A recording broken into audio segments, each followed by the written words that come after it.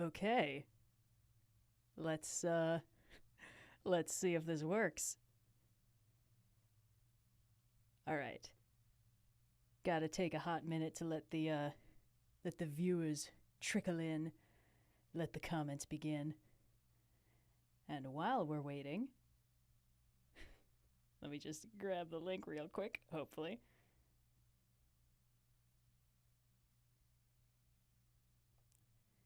There she is. Okay, let's see. Hello. Hello, everybody. Now it begins. All right, let me just tweet a sweet little link, and then I will figure out what we're actually going to be doing here. Just a second.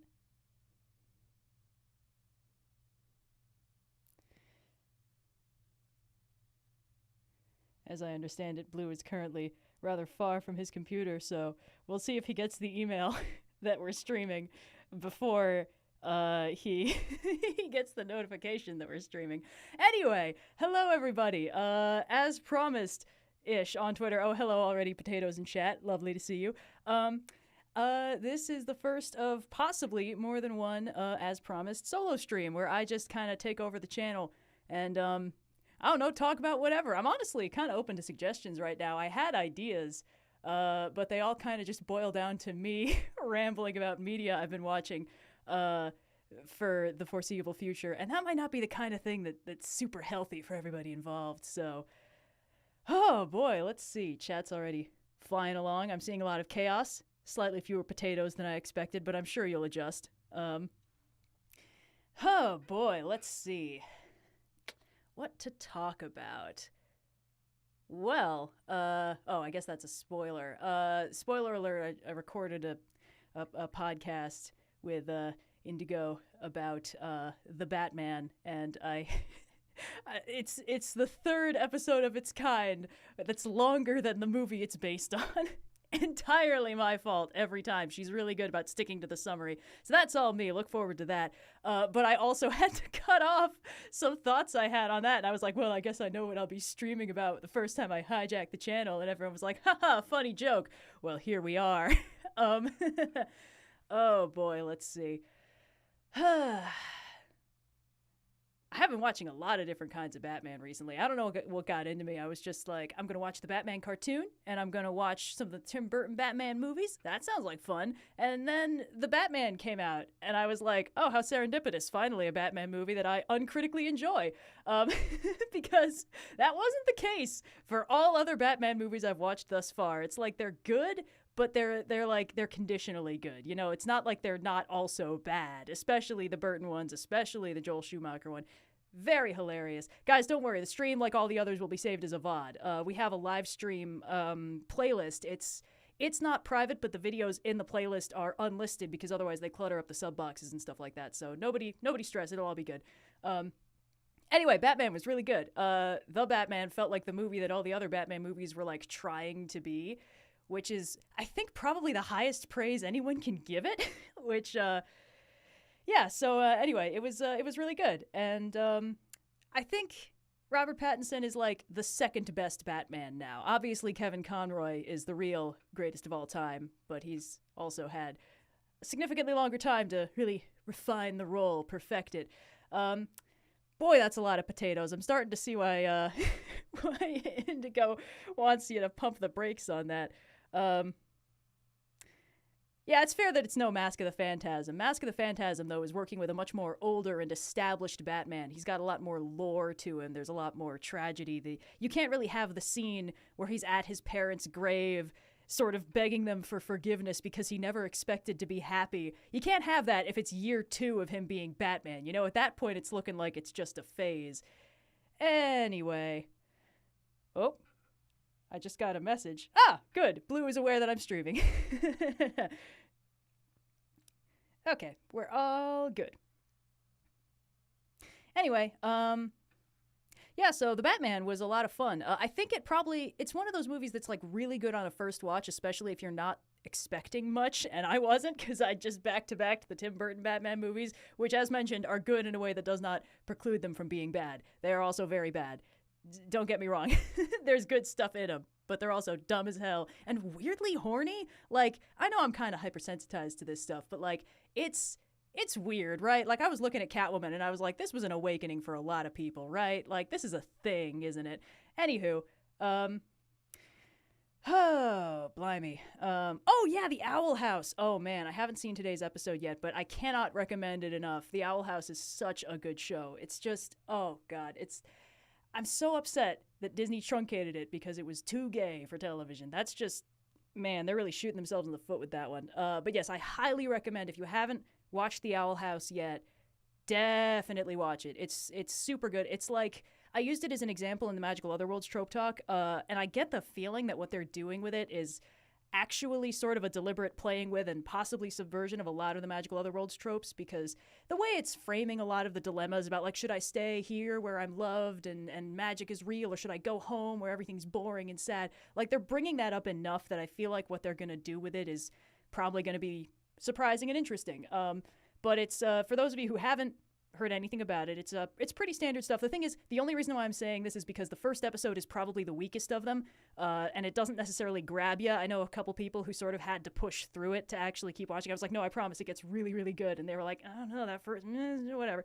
So the gist is that there's this human girl named Luz Noceda, and she is super ADHD. I mean, it's just incredibly obvious. They don't say it outright, but like, we know, right? We got the vibes. We got the little spider sense resonance. And she's your standard, rather energetic, difficult kid to manage in class. And she's having a rough time, and her mom is a single mom and a nurse, and she's super overworked. And basically what she ends up doing is she's like, all right, Luz, I got to get you normal, so I'm going to send you to this camp. Think inside the box. And instead of going to camp, Luz chases after an adorable little owl and ends up in an abandoned house and falls through a doorway into a magical hell dimension and is promptly adopted by a witch. It's great. And she all she wants is to learn how to be a witch and do magic. And it takes about 4 episodes before the witch who adopts her is like, oh yeah, I actually have no idea how to teach you magic. That's my bee, I guess. There's like a wizard school. It's great stuff. Then I guess Disney caught wind of the fact that the main character is like canonically bi and ends up sort of in a relationship with another girl, and Disney was like, oh, we can't have that, and like truncated their 3rd season and gave them way less time. And so the creator was like, oh dang, I guess it's gonna have to be way more gay per episode now. So it just really ramped it up. It's great. Oh my god, I've just been talking for like 5 minutes. What is chat doing? Let's see. Well, I see some potatoes. I feel like I gotta stop mentioning that, because then I'll just get more potatoes.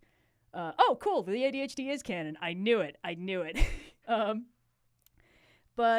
Yeah, the early episodes, it's interesting if you watch them all kind of back to back, because the early episodes, they're a lot more leisurely, like less happens per episode. You know, there's some straight up filler in there. And then once you hit season 2, it's like they introduce key characters like one after another in the first and second episodes, and then everything accelerates and it's wild and super fun. Oh boy. It's good. It's definitely, they kind of have to, cram 2 seasons worth of development and build up and stuff. So some of the plot twists, like, it's one of those shows where the plot twists they're not telegraphed, but they're built up really well. So a lot of the really big ones are predictable in a way that means that they make sense with the story. It's one of the best examples of a story where the plot twists are, how to say this, if they didn't do those twists, it would be worse writing, because they're so well built up. Like, almost every major twist in this season, I think everyone, not everybody, but, the parts of Tumblr that I've seen talking about it have all been like, oh my god, it's totally going to be this, and then they're right, and it's great. There's twists about a character who's a spoiler for season 2. Chat, I see you, knock it off. We're trying to get people to watch the show, not tell them everything that happens. Oh, boy. But yeah, so it's a good show. It's got a lot of very interesting stuff. It's too good for Disney. That's really what it is.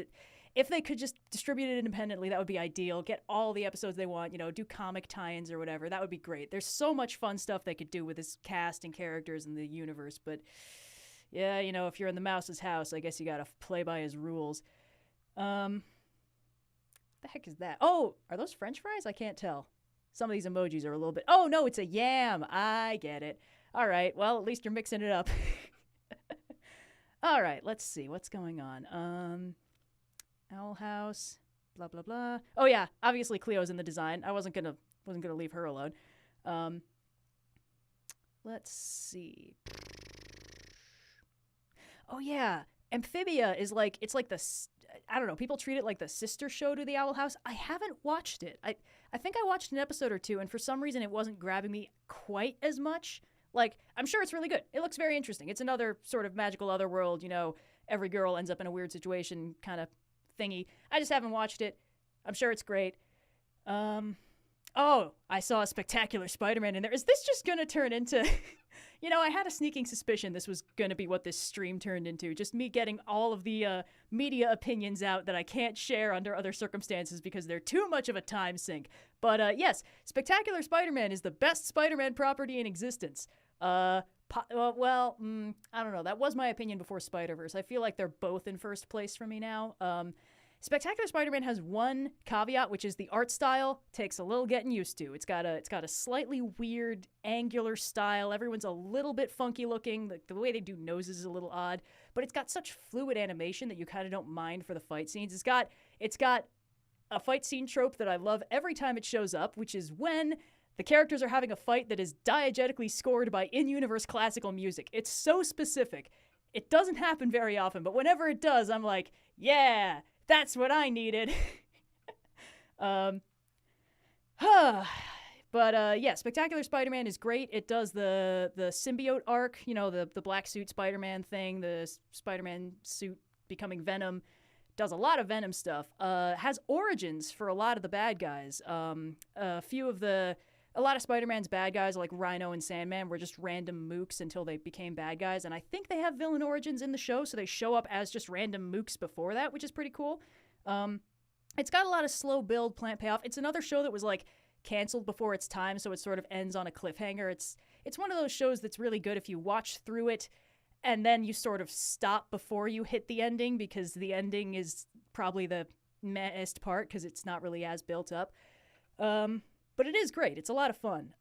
It's got Josh Keaton as Spider-Man, which is just like ideal casting. He's like the platonic ideal hero voice, and he just really sells it. Oh boy, let's see. Chat is... Oh yeah, Our Flag Means Death. I've seen a few episodes of Our Flag Means Death. I kind of petered out in the middle because I was sort of spoiled of where it was going, and it seemed like it was going towards such a, hey, we really need a season 2 to resolve this satisfactorily direction, that I kind of couldn't work up the motivation to, like, finish it. And that's on me. That's just how I roll. You know, I actually kind of struggle to finish shows a lot of the time. I think a lot of shows are at their best when they're in the middle of the status quo and they're just having a good time. Oh boy. Red vs. Blue, I actually tried. You know, I tried. It was huge when I was in high school, and I had a friend who was, like, really into it, and Halo, and all things Halo, and I just never really got it at all. I think part of it is that was at the time when I was just first starting to get interested in voice acting, and that meant my tolerance for bad voice acting just crashed through the floor because I started developing an ear for it. And, like, I don't know, you know, I'm sure you guys have experienced this. When you're learning a new art form, like, once you learn just enough of it to sort of get a feel for the very beginnings, oftentimes your tolerance for mistakes or just not very good skilled execution just crashes. You know, it's...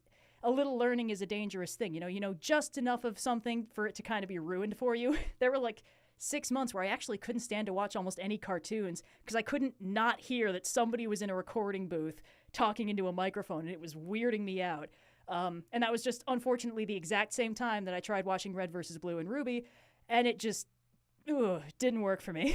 And that's on me. You know, that's just my taste. But bad voice acting is such a trip, I swear. Like, I've kind of circled back around to really enjoying it. Not in a way that I can watch a lot of it at a time, mind you.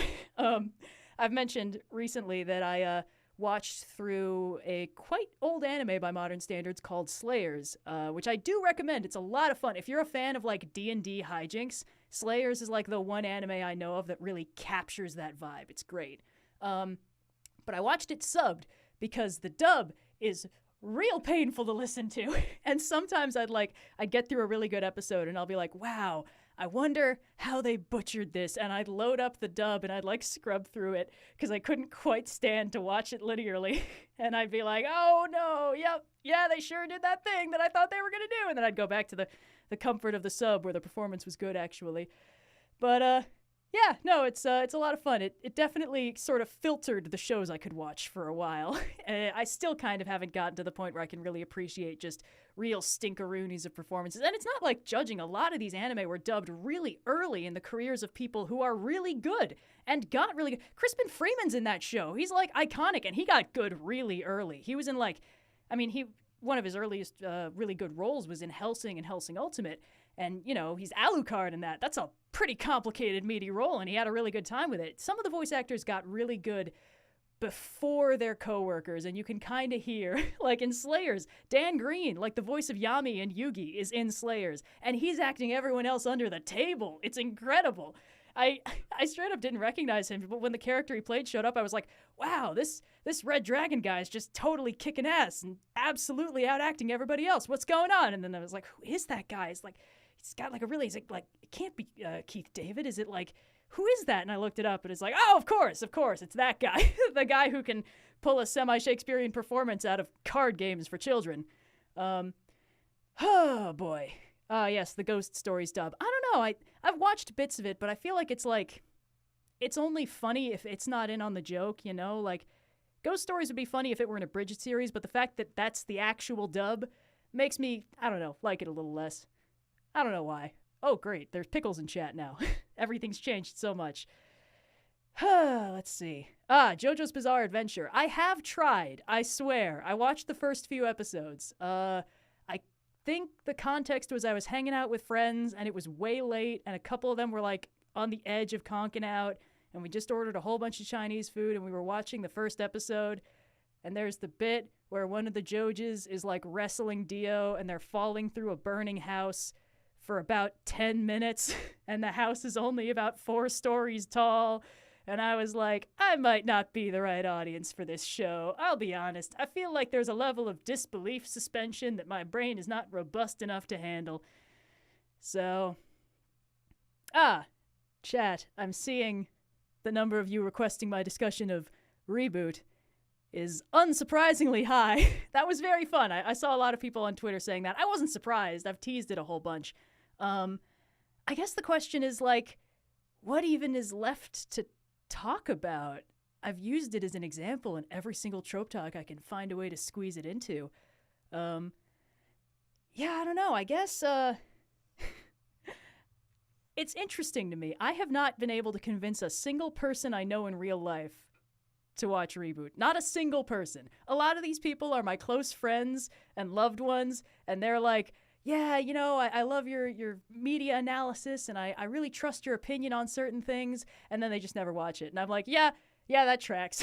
It was made in 1995. It's 3D animated. Of course it kind of doesn't hold up.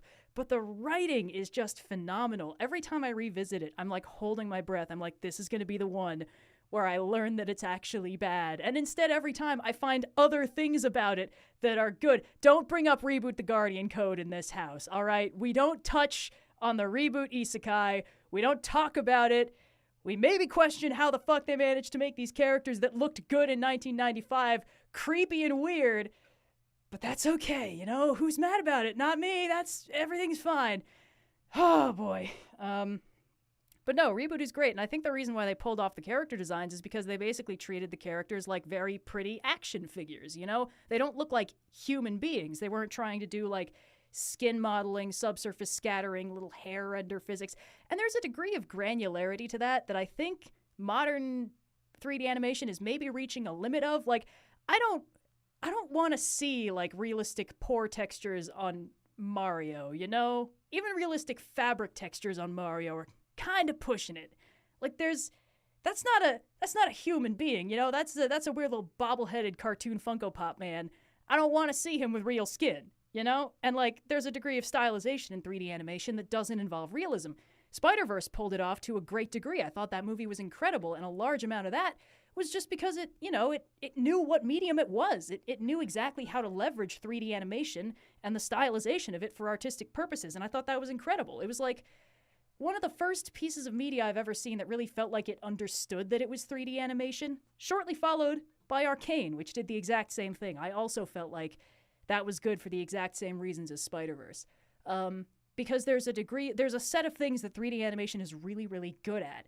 And realistic texture modeling can be one of those things, but it doesn't have to be, you know? I think every art form starts off trying to mimic reality as much as possible. You know, you start off pencil sketching with scientific illustration, and with 3D rendering, obviously the first things you're trying to figure out is like, we want to get fluid physics, we want to figure out how to model hair, we want to figure out how light works, and reflective surfaces. Reflections are one of the first things they figured out. Reflections are easy, and you can tell because they're everywhere in ReBoot. They were so proud of their ray tracing technology that they were like, we're going to take the main character and we're going to make his hair metallic. And it was a good decision. So, oh, hello, Ludo History, friend of the channel. He's how you doing, man? I'm currently rambling without direction about media I like. So that's a lot of fun, actually. I'm having a great time. I'm glad I have this outlet. I'm surprised that there's so many of you watching right now, I'll be completely honest. But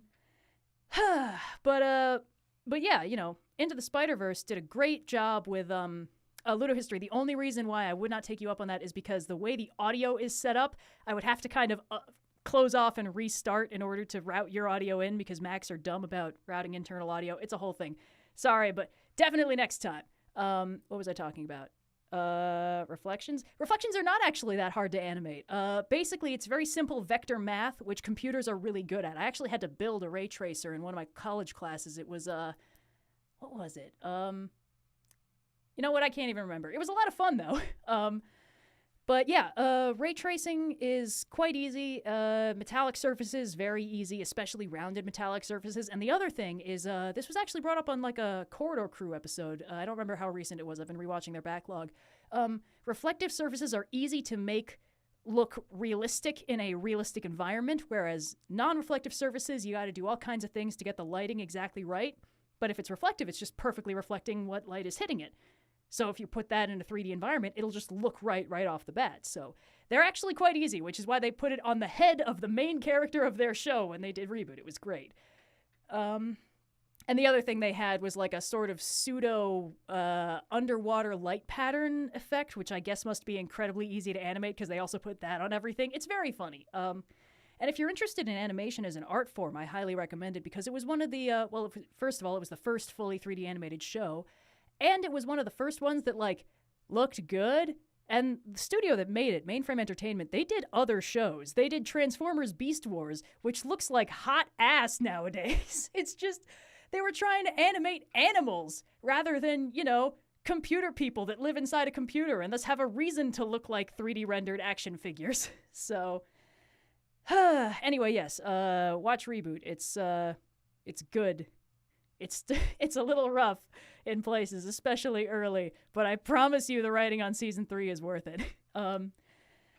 It's also very funny to watch because they for the first 2 seasons they were under the heel of BS&P, which was a standards and practices thing, and they poked fun at it in the show a couple times, including a song about it to the tune of YMCA. I don't know how they got away with it.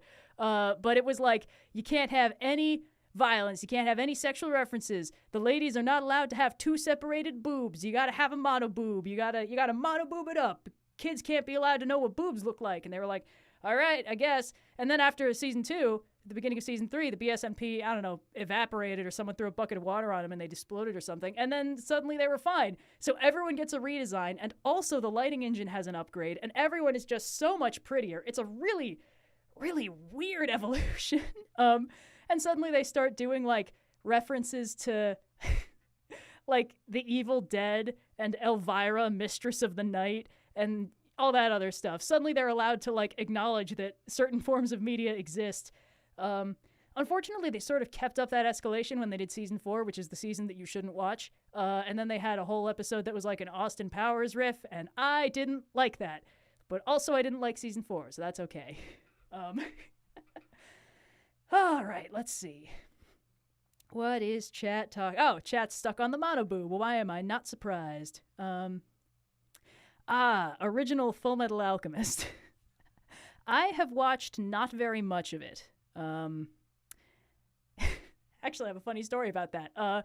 So, the very first anime that I ever watched was Inuyasha, and it was because I had the manga. My parents had some of the volumes just lying around, and it had one issue in like a box of comics that I had access to, and I'd read that one issue. And then when I had internet access, I was like, wait a minute, I've heard that they do animated adaptations of certain mangas. I wonder if one exists for this. And I looked it up, and I watched about 3 seconds of the dub, and I was like, oh, the voices aren't at all like I imagined. And I closed it out, and then about 2 weeks later, I was like, well, maybe it's not so bad. And I went back, watched the whole thing. Had a great time. But that was like my first exposure to anime.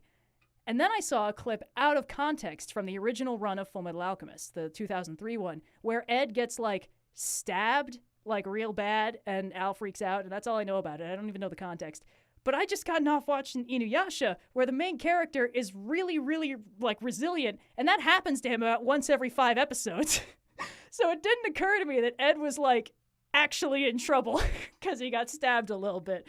So that's on me. That was my first exposure to anime was basically Pretty Boy Anime Wolverine. And then after that, I was like, why are all these other anime boys getting all upset about being stabbed? I don't get it. Anyway. But, I don't know. I've heard interesting things about the 2003 Fullmetal Alchemist. The bits of it I've watched make me feel like I wouldn't enjoy it. Because, the way Fullmetal Alchemist works is like, the first 10 episodes, they really kind of, they throw you off your game because they're mostly fun, except for the one bit, the bit. And then Maze Hughes dies, and it's like original anime was like, all right, that's the cue. Everything is going to be infinitely shittier from now on. Whereas, in the one that's based on the manga, it's like, well, that's about as bad as it gets. Like that's real bad. It's very depressing. We give it weight. We sort of, you take the bright spots with the bad stuff. You can't really get the effect of the emotional impact if everything is just dark and brooding and sad all the time. I also didn't really like how it sort of kept breaking its own rules of alchemy because, it started at the point in the manga where they hadn't really explained all the rules of alchemy, and it's nobody's fault. It's just I don't like it as much. And Brotherhood is just so well put together that when people are like, the 2003 one's superior, I'm like, it would have to be made of solid platinum for it to be better than the structure of Brotherhood and the planting and payoff in that show. So, yeah, no, Brotherhood's really good. Haven't watched that much of the 2003 one. Ooh, Earth's Mightiest Heroes. I actually just started rewatching that, and I'm proud to announce it's just as good as I remember. And there's a couple bits, like, it came out after the Avengers movie. I'm like, yeah, it has to have, because, the Avengers was like a D-list superhero team before the Avengers movie. They weren't going to be making cartoons of it. And there's a few moments in it where I'm like, that shot exists because the Avengers movie. And then there's a few shots where I'm like, did they take a shot from here and then put it in the movies? So in the intro, there's a big spinning camera shot where all the Avengers are beating up Hydra bots, and that's clearly there because of the one spinning camera shot in Avengers. But then there's a bit, like, late in season 1 where they're going to fight Kang the Conqueror, and there's a slow-mo shot of them all walking left to right across screen in these fancy, like, we're going to space suits. And that's just the scene from Endgame, where they're going to the time machine. It's just that shot, but, like, in the cartoon and, like, 5 years earlier. So, I don't know. I don't mind that kind of parallelism, but it's like Earth's Mightiest Heroes is my definitive version of the Avengers. I don't need the movies to be good anymore. I have this show, and it's interesting that, like, some of the really good moments from it are like, yeah, they kind of needed to grab that to make the movies good. All right, let's see. What is chat happening? I also need to breathe. I think I've been talking without breathing for about 30 minutes straight now. Whew. Wait, did Earth's Mightiest Heroes actually come out before the Avengers movie? That's wild. I guess that does kind of make sense. Like, it's definitely a different version of the characters. It's not really trying to play too close to the versions from the movies. It's got a comic accurate Hawkeye costume. It's got Black Widow being a Hydra agent for like the first 2/3 of the first season and all that stuff. Oh boy. Gosh, there's so many things. Let's see. Oh, criminy. Chat, you gotta slow down. I have to read. Oh, Ranma 1/2. Ranma 1/2 is one of the first manga I read. Regrettably, aged really weird. Not very surprising considering the entire premise, but yeah, had a good time with it. It's interesting how many how to describe this. I guess it's a fairly common experience if you're like a kid growing up queer and you don't necessarily know that that a lot of the media that resonates with you is media that in hindsight is really bad and like specifically really bad in the representation dimensions, but like it's the closest thing you had to seeing your own experience reflected, so it still resonates. Because I've seen a lot of goodwill towards Ranma from like specifically the people who I would expect to not have liked it very much, because it planted an idea of like, hey, what if you could just be a boy or a girl whenever you wanted? And for a lot of people with a lot of diverse gender identities, that's just an attractive concept. And, you know, I get why it's got so much goodwill, but also probably best to just like remember it fondly and not actually reread it. Let's see. Hellsing versus Hellsing Ultimate. I haven't watched the original Hellsing. I have watched Hellsing Ultimate. Hellsing Ultimate's a lot of fun. I can see why people are like, the abridged series is just as good as the original. I can also see why the creators of the abridged series are wildly uncomfortable with that assessment. You know, nobody wants to, if you make something that's sort of a tribute, a loving homage to something you like, you don't want people yelling, wow, this is so much better than that thing you like. You know, it's a good way to potentially piss off the creators of the thing that you love, which is upsetting. But Hellsing Ultimate's a lot of fun. Sort of fun. Spoiler alert, Trope Talk I'm currently working on has a lot of overlap with Hellsing Ultimate, so I was using some examples from it. And in hindsight, it's like, boy, some of those major plot points really don't make a whole lot of sense. It's like, why exactly did Walter, spoiler alert, the guys in the last couple episodes? It's not really ever explained. So I like that the abridged series kind of tried to explain it. And I like their explanation. I thought it was good. Oh, boy. Oh, God, the Percy Jackson movies. Come on, guys. I watched them both. I live tweeted them. They were bad. They were real bad. And the second one especially annoyed me. It did the opposite of the thing that a lot of shows do, where they're like, we want a next season, but we don't know if we're going to get one, so we have to end on a cliffhanger. Like, you know when shows do that and it's kind of annoying? The second Percy Jackson movie did the opposite of that. They were like, we know these things are tire fires. We know we're not getting a sequel, so we're going to have them beat Kronos now. And I was like, that's just, I mean, why the fuck? What? So, yeah, wasn't good. Didn't like it. Not a fan. I'm excited for the show. I think that's going to be exciting. I think the fact that they actually have, like, appropriately aged kids is a really good move casting-wise, but also really highlights, like... I mean, you know, most of you guys probably read those books like I did, roughly when they came out, and I, at least, was around the same-ish, or at least just a few years older than the main characters. You know, I was at the age where I was like, yeah, this is a thing that makes sense. When I was 12, I would have loved to have a sword fight with somebody on top of a major national monument. Like, that's just how the world works, you know. But now that I'm about twice as old as Percy in the first book, I'm looking at these guys and I'm like, those are babies, and I don't really want to see them fight a Minotaur. I think that would be really harrowing. And I don't know, I think that's interesting. I think there's a lot of media with kid protagonists that, like, works really well for you when you're in the right age to relate to the kids, and then works completely differently when you sort of age out of that bracket. I had that experience the last time I rewatched Lilo and Stitch, actually, because the first time I watched it, I was, of course, about Lilo's age, and I was like, yeah, this rules. This makes sense. And now, you know, when you watch it as more of an adult, you're like, oh, this is really harrowing and tragic, actually. I can't believe, like, the main antagonist of this movie is social services for most of it. It's terrifying. Oh, excuse me, let me just get rid of this spammer. Get out of here, you. Oh. I have failed to, hold on. Just a second. Please hold while I smite somebody.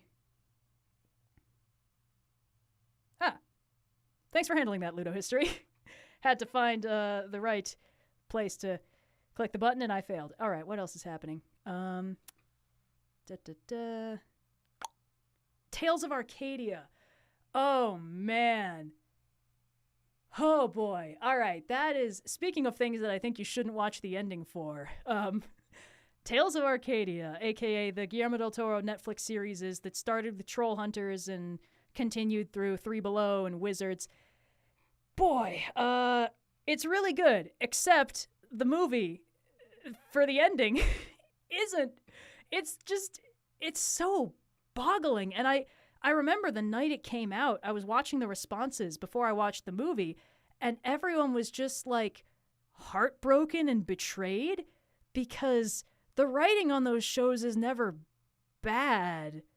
That's the thing. Like, sometimes when a media's quality has been kind of shaky and then the finale really boofs it, you're like, all right, that sucks, but whatever. It's like when Game of Thrones crashed and burned, I saw more people who were like, well, I don't know what they expected when they stopped having the writer on board, but, you know, people were disappointed but not surprised. But the ending of Tales of Arcadia, people were surprised. It was shocking how out of touch it was with the rest of its own media. And it was, how to describe it? It felt like it was being written by a team that had read the notes of the people who wrote the previous, 5-6 seasons of content, but not the people who actually understood the characters, had followed the arcs, any of that stuff. How to describe? The thing is, the writing hadn't been flawless before then. The pieces of the media that were building up to it, Troll Hunters got 3 seasons, I think Three Below got 2, and Wizards only got 1. And Wizards would have really benefited from more than 1 season because the main character in Wizards is probably the most interesting of the protagonists of those shows. So, for those of you who haven't seen any of this, Troll Hunters I actually used as an example in some Trope Talks a while back. It's a fairly standard magical choosy artifact, Chosen One story. The main character is this random human kid named James Lake Jr., and he gets a magical artifact that turns into a suit of glowy armor and a sword, and he's sworn to protect the secret world of trolls that live under his city because, by the way, they have one of those. It's a Del Toro production. I don't know why anyone's surprised. And he's got a couple friends, and they slowly kind of get, in on it and sort of help him out. And the main lesson of that show is that, being the solo chosen one absolutely sucks. It's terrible for your mental health. It's incredibly stressful. It's sort of like a subversion at every turn of, well, how to describe? There's a genre nowadays of chosen one subversion stories, and they're all kind of paced the same. Hero Academia does the same thing. It's congratulations, you're a chosen one. I hope you're prepared to have an absolutely miserable time for the foreseeable future because it sucks. It's fine. There's nothing wrong with it. It's just, it's currently kind of a stock narrative.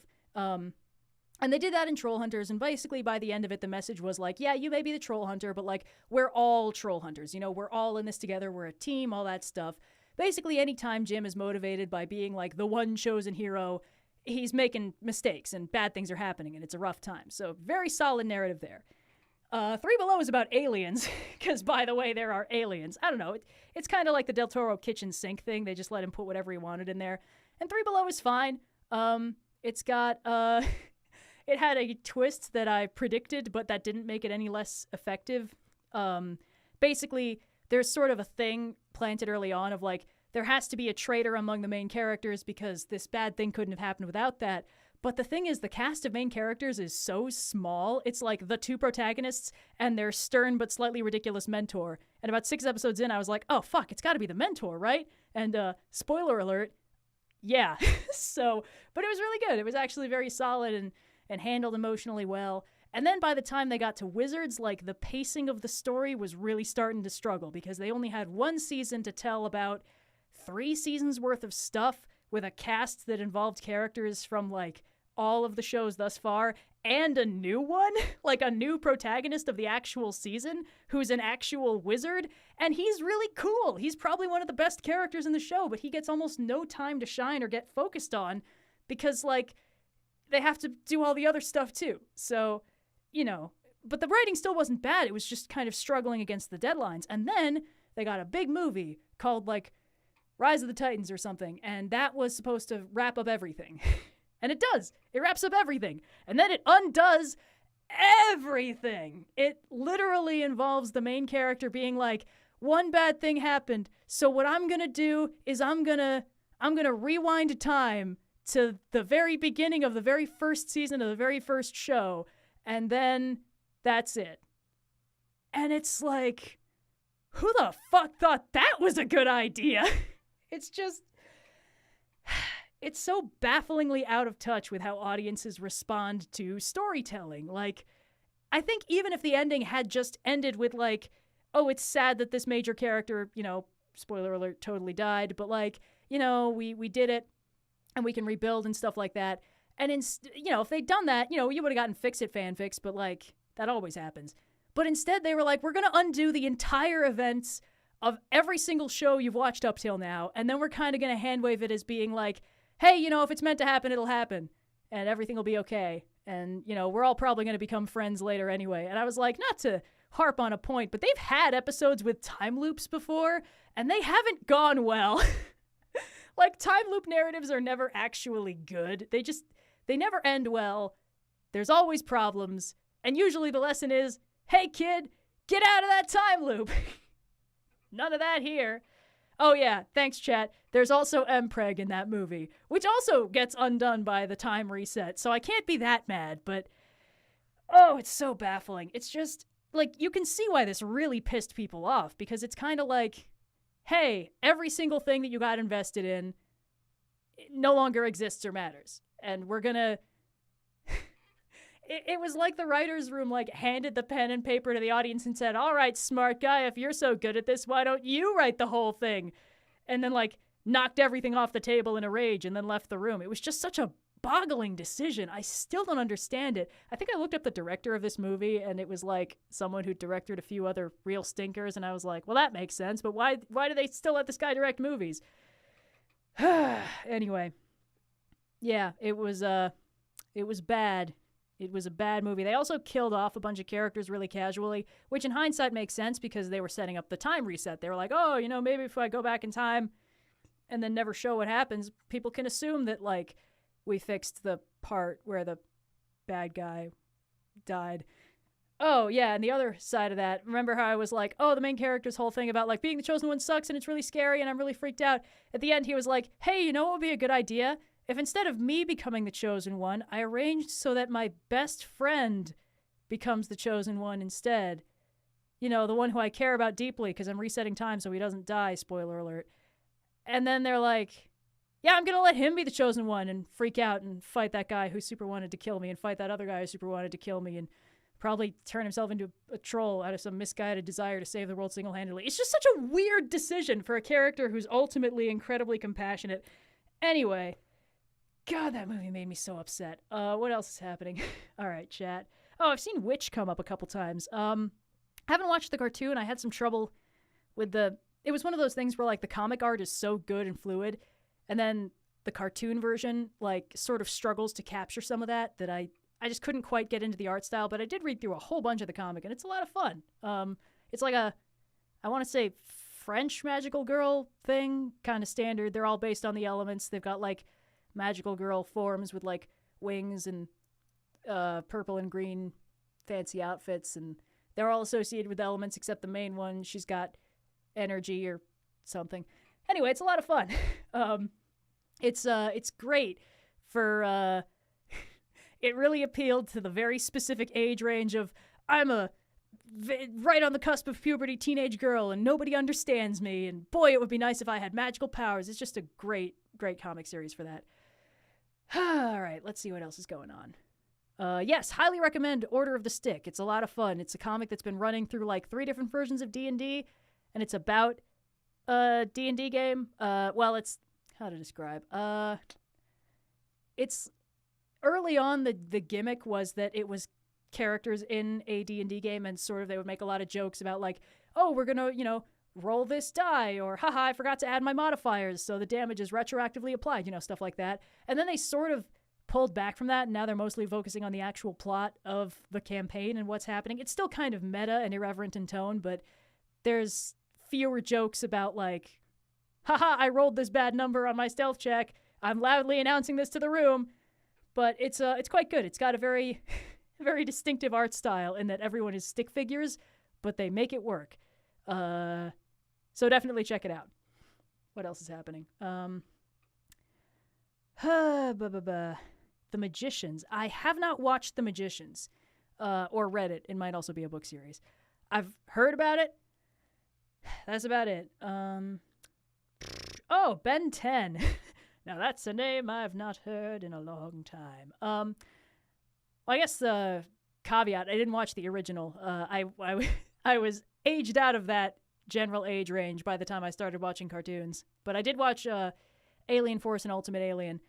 That also means I haven't watched the new one that sort of rebooted to be for 10-year-olds again, because I am well outside of that age range now. And if I didn't like the first one, I wouldn't like the new one.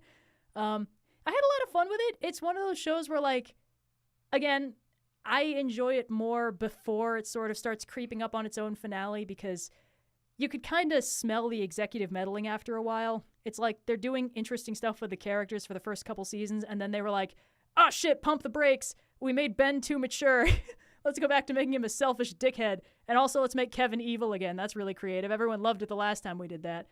So I like up until that point. And then after that, I'm like, well, now these don't feel like the characters I like anymore. So, you know, whatever. Oh my God, DuckTales. Yes, everybody needs to watch the 2017 DuckTales. Initially, I was just sold because it's like, hey, we got David Tennant and we're letting him be Scottish as Scrooge McDuck. And I was like, hell yeah, that's all I need to hear. And then they were like, we also got Catherine Tate as Magica De Spell. And I was like, I'm fine, I'm sold, but that's also really cool. And it was really good. And then it just kind of continued to be really good and super funny. And they weren't allowed to use Mickey Mouse, but they sort of like cheated at every possible turn. They got the current voice actor from Mickey Mouse to voice like 8 other characters, including Storkules, an actual Greek demigod who's self-proclaimed best friends with Donald Duck. And then there's a bit where Donald is like stranded on a desert island, and he makes like, like the trope of like, hey, this is my volleyball friend when I'm stranded on a desert island. He makes one of those out of watermelons in the shape of Mickey Mouse's head. And when he's voicing the watermelon Mickey, he can perfectly imitate Mickey Mouse's voice. So it's just a Mickey Mouse head voiced by the Mickey Mouse actor until it gets like punted over the horizon. God, that show is weird. Definitely recommend. It also has like a random Gargoyles reference in the finale. A show that probably about 5 people watching the new DuckTales had ever seen, but I appreciated it. I really liked it. I thought it was great. I thought it was cool, and I like that they got Keith David to voice the character who didn't have a voice before, and I like how they played the straight-up Gargoyles theme tune when he transformed into a Gargoyles-like form. I really enjoyed it. I was the only target audience for that bit, and I appreciated it. So, oh boy. All right. American Dragon Jake Long is another cartoon I've never watched. I missed the boat on it. I was too old by the time I started watching cartoons to be able to really get into it. Stop trying to get me to talk about my own webcomic. It's not clever. Hilda. Yes. Okay. Hilda I actually really recommend. I think it's on Netflix, unless Netflix got rid of it, and they shouldn't. It's this incredibly cute and whimsical urban fantasy cartoon based, as far as I can tell, very strongly on Icelandic folklore. Like, initially I didn't really get it, and then I read Saga of Grettir the Strong, and I was like, oh, there's like 8 different references to Hilda in this, or, vice versa, up to and including an entire episode based around ghost wrestling. And it stars this, little girl, Hilda. She and her mom, like, lived out in this cabin in the woods, kind of in the middle of nowhere, and she was this real adventurous type, and then through a series of hijinks involving tiny invisible elves and a really big giant, they end up having to move into the big city, and sort of, it's kind of got really strong Ghibli vibes in a lot of ways, in that it's like, this is a main character, she's really in touch with nature and parts of nature that people think are creepy. It's kind of got Nausicaa energy, but in like a little more whimsical, a little less nightmare fuel. And the whole gist is like, the arc antagonists are trolls. They turn to stone in the sunlight and they come alive at night and they're really aggressive, but actually they're like just misunderstood and stuff. So it, a lot of cute stuff. It also had a movie finale called Hilda and the Hall of the Mountain King, and it's good. It's a good finale. It's a little bit, it's trying to wrap up an entire volume of the comic it's based on in one movie. So parts of it kind of feel like they're out of nowhere, but it's quite good. It really does its job well. It's a satisfying resolution. Very cute. It's another kind of open-ended narrative where you can totally imagine the characters doing more stuff later. But, that story, that's a personal thing that I really prefer. I really like And the Adventure Continues endings, where it's like, this is not the only story we'll ever see with these characters. Justice League Unlimited actually ends with Wonder Woman saying, "and the adventure continues," which is why it's one of my favorite cartoons. And Batman Beyond just doesn't have a finale. It just has a last episode. It's just like all the other episodes. And I really like that. You know, I think that finales are good for some things, but I like shows that let me keep imagining what the characters are up to. All right, let's see. I saw something up there. What was it? Ooh, Sleepless Domain. It's a webcomic. Everybody should read it. It's really cool. Very the art is just really pretty. It's got a style that really works for it. It's telling some kind of eldritch horror magical girl existential nightmare thing. I don't know. It's really fun. I don't know where it's going. I'm excited to find out. Word of warning, the first 2 chapters are as rough as it gets. It's real tough. Gurren Lagann. I have not seen Gurren Lagann. I might actually enjoy it because I watched Promare, and as far as I understand it, Gurren Lagann and Promare are basically the same, except Promare is shorter. And I absolutely loved it. I thought it was great. But Gurren Lagann I just know about from the memes. You know, there's the shirtless guy and the spiral energy and the increasingly ridiculous giant robots. And Promare has all of those things, so I'm good. All right, let's see. Moon Knight. I watched Moon Knight. I had a good time with Moon Knight. I think it really peaks in episode 5 by a country mile. I mean, like, it's got a plot, but, like, let's not kid ourselves. We know what that show is actually about. It's actually about the inner conflict of the system that is Mark Spector and Stephen Grant and the secret spoiler other character that the comic fans would not shut up about from minute 1. And it's like, there's stuff happening. Sure, there's like an Egyptian god who's trying to, you know, whatever. But like, who cares? That's just the standard. That's the evil robot Jeff Bridges thing again. That's what Marvel always does with their shows. It's like, we gotta have a big CGI punch fight at the end. It's not a Marvel production otherwise. But the actual plot of that show is basically just letting Oscar Isaac show the fuck off and, like, play opposite himself a million different ways. And it's really good. He's really good. So every episode leading up to episode 5 is, like, sort of trying to, like, play up the mystery and the plot and stuff like that. And, you know, we're sort of seeing it through Stephen Grant's eyes because he doesn't know what's going on. And then episode 5 is just incredibly good. And then episode 6 is like, oh yeah, we need to resolve the evil god situation. It's fine. You know, it's whatever. It peaked in episode 5. It's a good watch. Oh, what else have I been watching?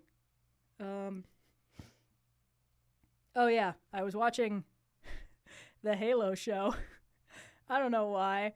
It wasn't because I liked it. But I think I'm not watching the rest of it anymore. It was, it really just, broke my investment with 2 back-to-back scenes that I hated for completely opposite reasons. One of them was a completely incongruous sex scene.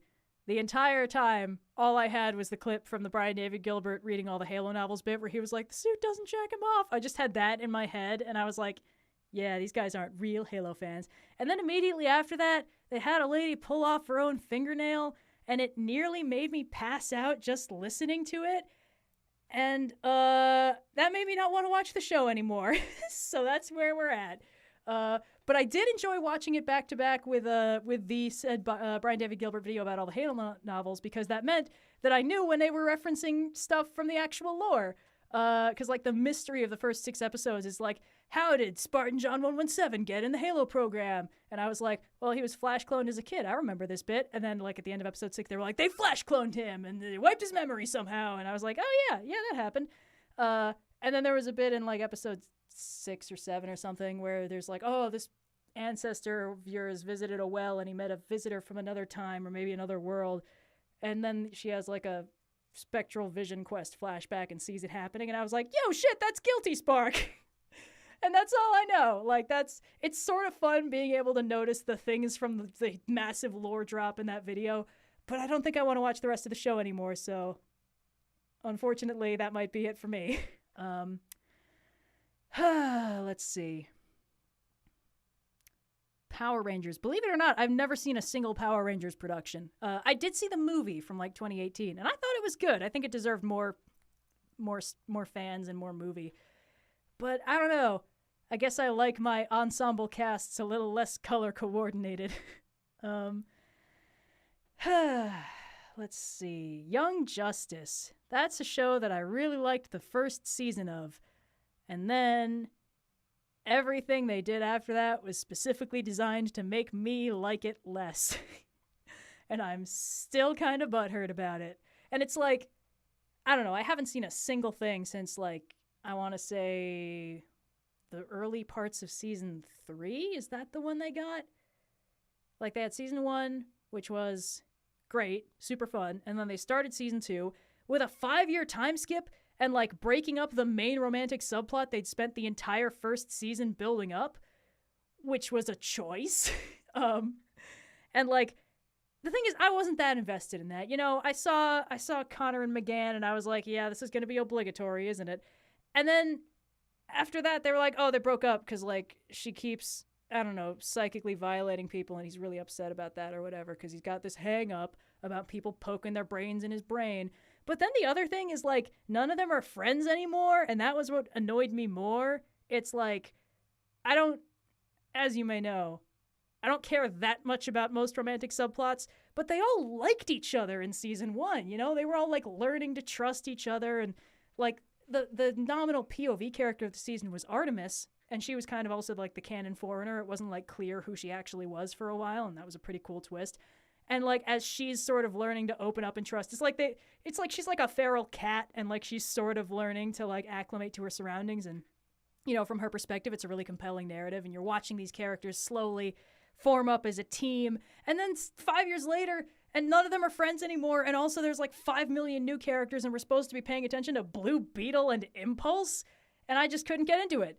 It really felt like it was just no longer aimed at me as an audience, and I've heard rumors that that was a deliberate choice. Yeah, specifically targeting me and nobody else. Very rude. And then I guess for season 3, I want to say, is that, like, that was the surprise new season they got after they switched platforms, and they were like, we can show blood now! Woohoo! And then suddenly everything was super gory and weird, and I was like, you know what? I didn't actually want this in my kid superheroes show, so I think I'm good. And I just tapped out. And the thing is, like, I heard that they just did an episode where they brought back the guys from Green Lantern, the animated series, a show that I really enjoyed and wished I could have seen more of. And it's like, hey, you remember Razor, the, like, angsty pretty boy we put in Green Lantern, the animated series to have a romance with the ship AI? And somehow it was the best part of that show? Yeah, he's back now. And we redesigned him a few times. And, like, he's got visible hair now. And I was like, hell yeah. And it wasn't enough to make me want to watch the episode. Like, that's the level to which I do not trust this show anymore. It's like, I'm glad he exists. I don't want you to fuck him up like everything else I love. And that's where I'm at with Young Justice. And it makes me sad because I really liked season 1. Oh, God. Girl Genius. Girl Genius is a really good webcomic. It started off as an independent, just like regular comic, and then it sort of translated to the internet about as soon as it was practical. And it's really fun. I reread the whole thing, like, semi-recently, and that's a process, by the way. That was like 3 days of my life. And it occurred to me exactly how much of it I'd absorbed into my own comic writing style to a slightly frightening degree. So it would be disingenuous of me to not recommend it. It's a lot of fun. It's extremely steampunk. I would say it's probably responsible for a lot of the early to mid-2000s interest in steampunk. Like, it's a little too coincidental otherwise. But yes, definitely recommend it. It's a lot of fun. The art style is a little bit weird. It's good. That's, like, no shade. These people have been doing art for significantly longer than I've been alive. But, like, it's like they draw really pretty people with the rubbery nature of Looney Tunes characters, so the faces can get kind of weird, but it's a deliberate choice, you know? It's not, like, bad, it's a little odd. It just takes a little getting used to. I have not seen Multiverse of Madness yet, and I don't think I want to be completely honest. I don't know. I liked WandaVision too much, I guess. I've heard that, like, Multiverse of Madness is supposed to kind of continue the WandaVision thing, but it seems to me like continuing the WandaVision thing would probably involve Wanda having learned her lesson last time. I don't know, just a thought. Like, I've seen a lot of people being like, yes, queen, kill those superheroes. And I'm like, look, I've already seen too many Dark Phoenixes, all right? And I know it's cliche to harp on this at this point, but like, just once I want to see one of these ladies gain phenomenal cosmic power and not immediately turn evil and have to be stopped. It's like, oh, Tony Stark gets the Infinity Stones and he immediately heroically sacrifices himself and it's all good and there was never any question. But we let Wanda read one book of the dead. I don't know, whatever. I've just seen it happen too many times. It's getting suspicious at this point. It's like we can't let any of these redheads have like real superpowers or they have to be put down. That was the one thing I halfway liked about the Dark Phoenix movie that nobody but me watched. It's like, obviously X3 was kind of a tire fire.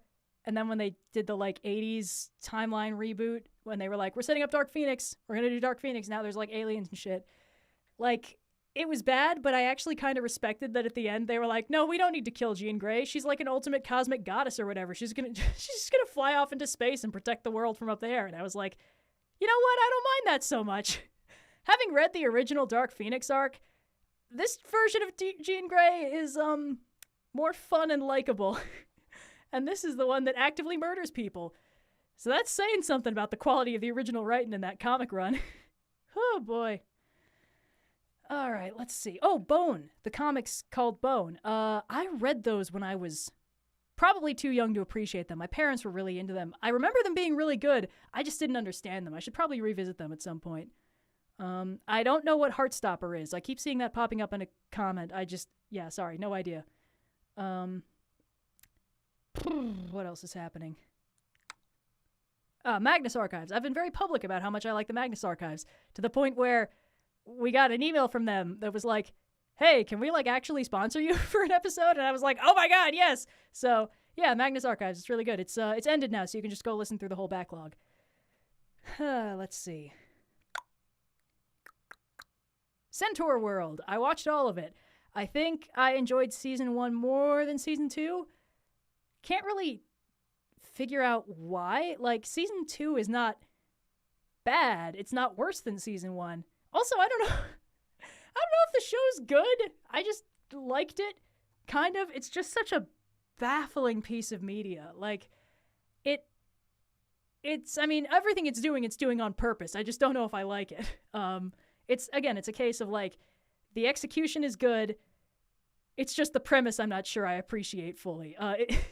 It looks like a YouTube shitpost, especially early, because, like, the joke is essentially that the main character is a horse and she gets isekai'd into this, like, ridiculous cartoon rubber hose world dimension, and everything there is, like, a goggle-eyed pastel cartoon character, and she's, like, a realistic horse. And whenever they have characters from the two worlds interacting, it looks like a YouTube poop or, like, a Charlie the Unicorn thing. And it's very funny. And then they did this thing where, like, throughout the course of the first season, she slowly, like, transformed to be more cartoony, and it was played like body horror, which it very clearly was for her. And then after that, they were like, actually, she's okay with it. And I was like, she was willing to jump into a giant whale lady's mouth and basically die because she wasn't okay with it. I don't really think she's okay with it. So, and then it's another case of, like, happy, fun, lighthearted cartoon with world's most horrifying bad guy, and it was pretty cool. I like the bad guy for that. The musical numbers are incredibly good. That was another thing that confused me. It's like some of these musical cartoons are only okay, and then some of the musical numbers are like Broadway levels, and Centaur World has that, like, whoa. It's Centaur World and Rapunzel's Tangled Adventures, and they're both doing that for reasons I just don't understand. Let's see. To the person in chat asking if I realize my mic is on. Yes, in fact, I am streaming on purpose, believe it or not. Legend of Vox Machina. Yeah, it was really good. I actually got Blue to watch it somehow, and he also really liked it. So it was great, and I'm excited for season 2. Not much more to say on that, really. Let's see. X-Men Evolution. Oh, man. I bet Indigo wishes she were here now. X-Men Evolution is my favorite version of the X-Men. It's very much not, like, comic accurate. I don't really mind that so much, I'll be completely honest. This is one of those cases where it's like, I kind of like that they're all kids messing around. It's also got the ideal version of Dad Wolverine, and it's got it's where X-23 is from. Like, people don't remember that because she's so iconic, but that show originated X-23, aka the young girl version of Wolverine, and she's great. She's super fun. Every episode with her in it is just incredible. Ludo History, in case you were wondering how I got Blue to watch it, I recommended the show to him, and then he got sick, and he was like, what am I going to do? Oh, I know. And he put on the show, and he was like, hell yeah, it's really good. So that's the trick. It's all about the timing. Anyway, yeah, X-Men Evolution. It was really fun. I haven't rewatched it in a while. I feel like some of the 90s eccentricities are going to be a little bit painful on second viewing. But oh, it's so fun. It's got a lot of cheeky little nods. I will say, the last time I rewatched it, I do remember thinking the season 1 finale was just like really bad, which is okay. I will accept a lot from shows that are overall pretty good. But like, yeah, it was bad. There was like a space rock and like a machine that made mutants really buff. I don't know. It was weird. But it's like X-Men Evolution is a little bit hit or miss on the episodes. It's like, if it's a Wolverine episode, it's going to be good. If it's an X-23 episode, it's going to be fantastic. If it's a Rogue episode, 80-90% of the time it's going to be solid. Everyone else is pretty hit or miss. But I did try watching Wolverine and the X-Men. The problem is, it didn't have enough Nightcrawler, and that's really the only reason I was interested in watching it. So I watched the one episode with Nightcrawler in it, and then I stopped. So that's where I was at. Oh boy. Just gonna take a quick hot minute to drink some tea and inhale.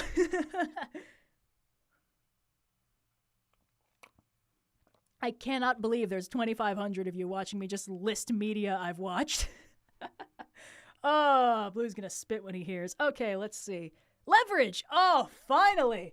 You know, I haven't really occurred to me the power I wield right now. But I really can just talk about stuff I like. Oh, baby, Leverage. It's good, as mentioned. It's really fun. It's very standard 5-man band with the addition that everyone is the smart guy, but in their very specific field. And, how to describe? Heist of the week, modern day Robin Hood, very standard stuff. It's a 5-man heist crew, and every week they get approached by an aggrieved person who's been wronged by a cartoonishly evil rich person, usually straight up ripped from the headlines, doing something cartoonishly evil to them, and then they go to the Leverage crew, and Leverage crew is like, all right, well, we can steal you your money back, no problem. And they're like, no, I don't want his easily stealable money. I want the very specific catharsis of you ruining his life in a highly specific, karmically appropriate way. And they're like, yeah, okay, we can also do that, but you're also getting the money. And then they go and do that. And usually one or two things goes wrong because, you know, very standard heist stuff. And it's one of the really solid character-driven shows where, like, everybody is actually friends with everybody else. And, like, they go out of their way to demonstrate that. They'll, like, let all the characters hang out. I think, one of the show writers mentioned that when he was writing the newer seasons, because it also got an extension 10 years after the fact, they were like, hey, you know what people want more of? Leverage. And then they did more of it, and it's still good. Somehow. I was so worried. Oh, man. I mean, I've talked about how a lot of these media that I love will suddenly get bad at the end, and I'm like, that's what I get for opening my heart up to trust. It's like that. But then I watched the new season, and I was like, wow, this is really good, just as good as the original. And then I rewatched some of the original, and I was like, this might be better than the original? That's exactly what you want from new versions of old media. But anyway, the writer mentioned that, like, because he was writing this in the middle of the pandemic, he had to scrap, like, 5 pages of script that's just, like, everyone hanging out at the bar, shooting the shit while Parker tests drill bits, and I was like, I would watch that episode. I'd watch the episode with no heist. But yeah, it's really good. Highly recommend. It's on IMDb TV, where you can just, like, watch it for free, which is great. And so is the new one, which is even better. So, yeah, no, it's really good. And oddly cathartic, in a slightly dangerous way, because, as mentioned, a lot of these bad guys are ripped from the headlines, and a lot of the real-life versions didn't get anywhere near as much karmically satisfying payback. And I don't know. It's fine. Just don't go off planning any actual heists because the show gets inside your head. But, oh, Dracula Daily. I have not subscribed to it, but I have heard about it. For those of you who haven't, it is basically someone has set up a mailing list where they send out excerpts from Dracula on the days that they happen in Dracula, because as mentioned, Dracula, the book is like written as a compilation of like news stories and journal entries and stuff, and they all have dates. So you can just straight up send them out on the days they happen. So they're doing that. So like people have been getting like semi-daily updates of Jonathan Harker hanging out in Dracula's spooky castle, and like Lucy Westenra and Mina Harker exchanging letters and stuff like that. And it's replicating the slow burn effect of the original Dracula that is really good and is very hard to capture in a summary. So I think it's very cool, and also an extremely amusing way to trick a large chunk of the internet into doing actual reading for a change. Little history, I don't need to get on it. I've already read Dracula. I got it. Anyway. Oh man, Netflix Castlevania. Speaking of shows that I was worried were going to beef it in the finale and then didn't. It was good. It was like, the first 2 seasons were incredible, and then season 3 was like, fine. And then season 4 just was like really good again. I think the only thing that annoyed me is that like at the end of season 2, they're like, all right, we killed Dracula and we forged these really deep interpersonal bonds the whole time. And now that we're done killing Alucard's dad, a process that he was clearly very broken up about, we're gonna leave. And he's gonna be just fine hanging out in the decrepit castle of his dead parents. And it's like, I know that Trevor Belmont has never been accused of being overly bright, but you'd think Sypha would be emotionally intelligent enough to realize that was a bad decision. And then, of course, Alucard's a nervous wreck. Like, obviously. So, I don't know. I like that in season 4 they all came back and were like, we're living in your house now. So, no complaints. Oh, boy. I have not seen Venture Bros. I know about internet stuff, so, like, I've seen stuff about it, but never really wanted to watch it. The Adventure Zone is also a podcast I've never gotten into. I actually have a lot of trouble with long-form D&D podcasts. Even the one that I'm on, I have trouble listening back to it because it's just slow pacing enough to listen through that my attention span has a lot of trouble with it. But like, I know stuff that happens in the Adventure Zone. You know, I've been on Tumblr, so I've seen stuff like that. Let's see.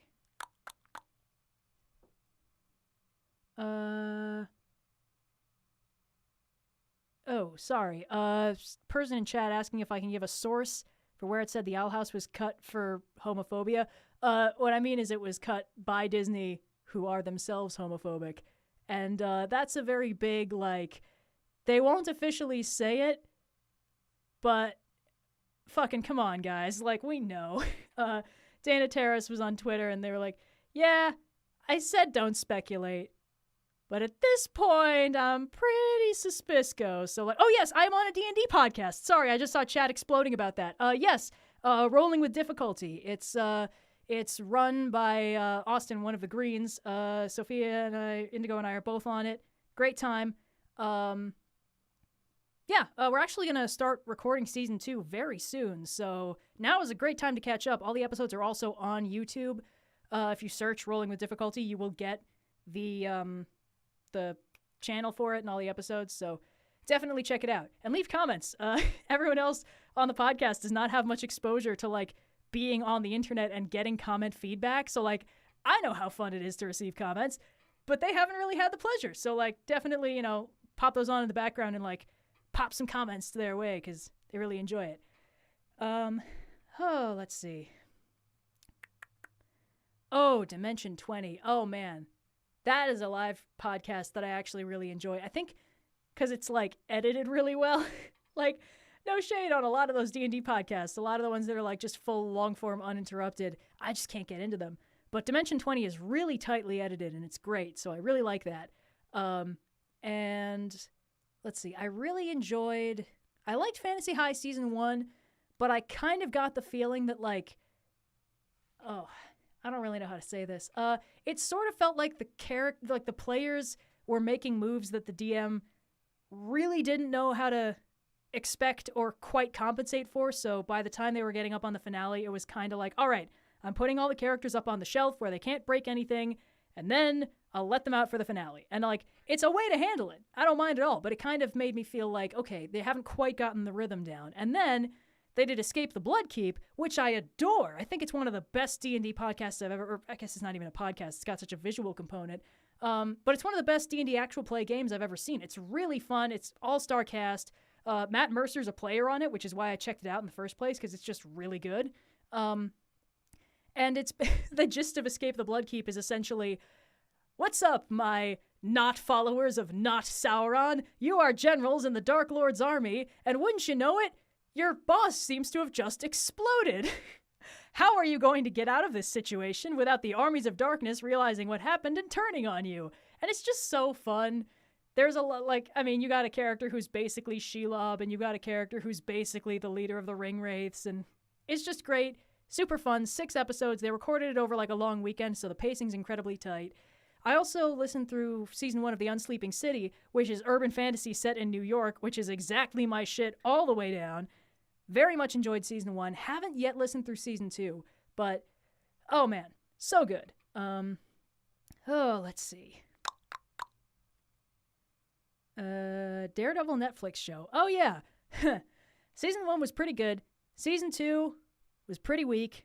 Defenders was a tire fire. And then season 3 was absolutely incredible. Like, you can never predict the quality of a piece of work based on the quality of the previous parts of that work. It's baffling. But yeah, season 1 was all right, and then season 2, season 2 was okay, but it really felt like a stealth pilot for the Punisher show, which is fine in its own way. And then Defenders, that wasn't Netflix's fault. That wasn't Daredevil's fault. Daredevil was by far the strongest part of Defenders. For the record, I'm biased right now because I just had to edit some fight scenes from it, and oh boy, oh, it's a mess. I don't know how it happened. Like, the Daredevil fight scenes are so good, and then the Defenders ones are like, all right, we're going to have Danny Rand punch all the ninjas away. And we obviously need 9 cuts in this 3-second clip so everyone really gets the impression of how far them ninjas are flying. And it really felt like they were covering for the fact that the actor hadn't done his, like, choreography homework, because he goes into, like, a real deep squat for a side punch, and it just doesn't look right. I don't know. It's a hot mess. And also, everyone's wearing black and fighting in dark environments against dark backgrounds, which is also like, they're really covering for the fact that this choreography ain't working and I don't like it, so. And then Daredevil season 3 was incredible. I don't know what happened. Oh boy. Let's see. Agents of S.H.I.E.L.D. I tried with Agents of S.H.I.E.L.D. I was in it for like a season and a half. And then I just kind of, meh. I don't remember what lost me. It might have been the part where it was clear that the movies were not respecting the canon of Agents of S.H.I.E.L.D., even though Agents of S.H.I.E.L.D. had to follow the canon of the movies. And that just didn't feel fair, and it also made me feel like, all right, I can't get invested at all because at any point the entire timeline might completely shift out from under them, and that's just not going to be fun for anybody. Oh, Kipo. Yeah, Kipo and the Age of Wonder Beasts. It's really good. It's funny. When I started watching it, I was like, this is the first cartoon for kids I've seen in a while that actually feels like it's aimed at kids. And then I got a few more episodes into it, and I was like, never mind. So that's how you know it's good. Let's see. I have not yet watched the Lego Monkie Kid series, but I'm gonna. I've seen bits of it, and it looks really cute and fun. And we got an email, like, when it was early in production, but before it was available in the United States. It was, like, from somebody who worked on the show. And he was like, hey, I just wanted to let you know that when we were prepping to make the show, we totally watched your videos about it. And I was like, what? So, yeah, good stuff. I feel like I kind of have to watch the show because, like, oh my God. But I have not yet sat down to do it. It feels a little weird. I don't really know how to describe it. It's like, my own summary version where I'm just sort of like messing around, my own designs for the characters, my own versions of the characters. Obviously, they're not the same as other people's versions. And sometimes seeing somebody else's interpretation of the same story that I'm playing with can it just feels weird in my brain, you know, it resonates too much or something like that. Or like, I don't want to be like, wow, that's a way better idea than mine, steal. Like, I don't want to do that. So it's a little tough, but,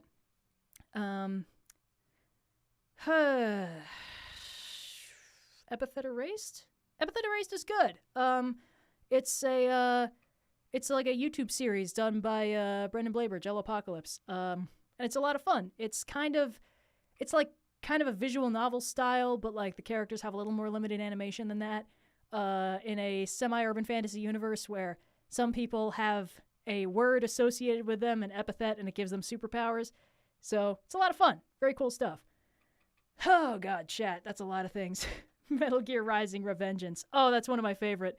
It's the Metal Gear franchise. I have so much affection for. It's dumb as hell, but in such a sincere way. And Revengeance is just like the platonic ideal of so much of what makes Metal Gear fun. They were like, we're going to get rid of the 8-minute codec calls. We're going to get rid of all the, I don't know, Cold War stuff. It's just robot ninjas versus U.S. senators now. And I thought it was really funny. It's also super funny to me because, like, Raiden is clearly kind of like a stock anime pretty boy, and he's normally voiced in a fairly normal way. But then when he goes, like, beast mode, he gets real silly sounding. And it's just absolutely delightful. Oh, baby. Evangelion. Okay, I watched Evangelion in exactly the wrong way. I gotta lay this out for you. A friend of mine was watching it in college, and he and I were watching it together. And we watched the first, like, 5 or 6 episodes. And then, I guess he got bored and watched the rest of it. And he was like, I've got the finale left. And I was like, yeah, I'll watch the finale. So I watched the first 5 episodes, and then the finale when the budget ran out, and it was just, like, the main character sitting in, like, a high school gymnasium arguing with 2 wibbly lines. And then he was like, hey, let's watch End of Evangelion. And I was like, yeah, maybe that'll make it make sense. And the first 2/3 of it made it make more sense. And then the last third of it made it make even less sense. And that's my experience watching Evangelion. I wouldn't have it any other way. I'm never going to watch it again. Let's see. Sonic and Sonic 2, the live-action movies. I haven't seen Sonic 2 yet. I'm saving it for later. But I saw the first one, and I really liked it. And it's really funny to me because, like, I unironically enjoyed the first one. I thought it was a genuinely quite good movie. But I saw a lot of people who were like, haha, Sonic, the live-action movie, shouldn't be good, but it is. And then I've seen a lot of those same people be like, why is the new one, like, actually good? And it's like, you fools. You didn't understand. Ironically enjoying something is the gateway to unironically enjoying something. Oh, boy. Sorry, chat has just gotten to the point where I'm describing my absolutely terrible recipe for watching Evangelion. Highly recommend if you haven't tried it that way. Let's see. Akira. I watched Akira, and I didn't understand it. And then I read the entire manga, and I still didn't understand it. So I think that's a lot of, sometimes when you go back and revisit the things that were really iconic and they really, like, defined a lot of visuals about how the way media works and the way storytelling happens. And then you go back and you watch the original and you're like, oh yeah, that's like the one good part of this. Akira has a lot of incredible stuff. I love the soundtrack, parts of it. I like the cyberpunk aesthetic, the way that they do the parallax scrolling to really add the depth to the huge mega skyscrapers and the way they do all the action and the driving sequences. But the actual plot is hot nonsense. Which is also my opinion of things like 2001: A Space Odyssey, where the visuals are incredible and next gen and really cool, and then the actual plot it goes up its own ass twice. Which is great. I love this opinion because it makes Indigo want to murder me every time I bring it up. It's just not that good. It's not its fault. It's not my fault. They were like, hey, we're going to make a movie with an incredibly complex sci-fi mindfuck ending, and we're not going to have any dialogue or explanations in it. You're going to have to guess. And then it's like, all right, I guess he got old and turned into a space baby. And they're like, no, you fool. Why didn't you read the novel that tells you what's actually happening? It's like, all right, you know what? At that point, you didn't make a movie. You made, like, I don't know, a concept album to be accompanied by the book. And then the updated version of that hot take is I feel almost exactly the same way about Interstellar. It's like 90% really fun, hard sci-fi, and then 10% hot nonsense. And it's so funny. It's like, I I don't want to sass anybody, you know? I mean, I do, but like, not personally. But I feel like there's a lot of people who really enjoy Christopher Nolan as a director, and that means they, I don't know how to put this, bend over backwards to explain away things that are actually just not great about his movies. And it's like, you can really like the movie and the directing and acknowledge that certain parts didn't work so hot. Like, that's not real difficult. Oh my God, people didn't know there's a 2001 book? Yeah, of course there's a book. You think a movie director would be like, you know what I'm going to do? I'm going to come up with a story that's impossible to communicate visually. And then I'm going to visualize it. No, yeah, there's a book. It doesn't really make that much sense in the book either. And it's got sequels. I think one of them is 2010. Might even go as far as 3001. I think the Space Baby does some weird stuff to society. I don't know. You think I understood 2001, the book, when I read it? I was like 11. Whatever. Anyway. Hellboy comics or movies? That's actually a really interesting question. So I watched the Ron Perlman Hellboy movies first. The first one, and then Hellboy 2: The Golden Army. The first one's just unironically good. Hellboy 2: The Golden Army is a little bit, I really liked it the first time I watched it, and then the second time I watched it, I was showing it to a friend, and I got so embarrassed because it was way worse than I remembered. So that's not a great sign, but it's got some cool parts of it. And we're not talking about the new one. The new one's really bad. The Hellboy comics, it's like, parts of them I like a lot more, parts of them I have a little trouble with. I think it sort of has a separation from its own characters in a way. I'm not really sure how to describe it. It's like, in the one that I read, the character who in the movies is played by John Hurt, who's kind of like Hellboy's adoptive father, he like just casually dies like 3 pages into the comic, and Hellboy basically is like, he's like, oh, that's interesting, and then moves on. And I was like, I don't like that compared to the way they did it in the movie, where it was like a huge moment and really sad. And I don't know, it kind of felt like that extended through the rest of the comic. And this is a thing I've observed in a lot of stories like that. I actually felt the same way about American Gods and certain parts of the Sandman comics. And that no shade on Neil Gaiman. I think he's a great writer in a lot of ways. I just think he sort of struggles to write characters that feel like real human beings that I relate to on any level, especially in American Gods, where it's like an actual plot point that Shadow is just like completely divorced from reality and just takes things in stride and never reacts to stuff. And one of the things that actually made me enjoy the first season of American Gods is that like he wasn't like that, and he actually reacted to shit and like stuff phased him, and he had emotions and things. And the Hellboy comic was sort of like, it was funny and there's interesting quips, but like I didn't really feel like any of the characters like cared about each other or were like doing anything for reasons. I don't know, maybe I just didn't read enough of it, but that's what I liked about the movie. And there's a couple animated movies that sort of have a similar vibe. There's some really cool moments in those too.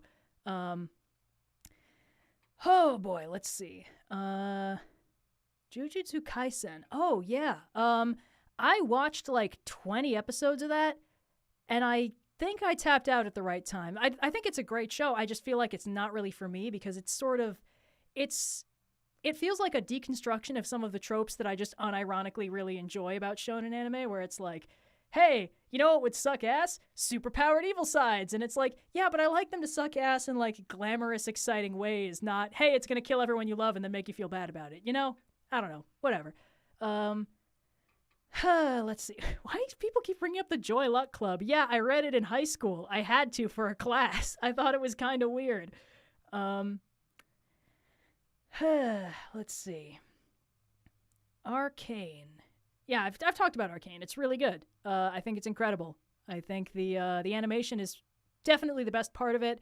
The plot is pretty good, but the thing that I think is really interesting is that it never takes the easy way out for any of its character conflicts. Like, there's a lot of these characters that the needs of the lore of the game demand that they end up hating each other. Like Victor and Jace, they have to hate each other. Vi and Jinx, or Caitlyn and Jinx, they have to end up on opposite sides forever. And, you know, you're watching the show and you're like waiting for it to happen. You're like, is it going to be this? Is this going to be the misunderstanding that drives them apart? And instead, all the misunderstandings get resolved, but they all sort of like slowly highlight the irreconcilable differences between these people's fundamental characters, the things that are actually going to drive them apart. Because when a misunderstanding drives people apart, it's like you could resolve that with one conversation. That is what defines an idiot plot, where something could be resolved if the characters involved weren't idiots.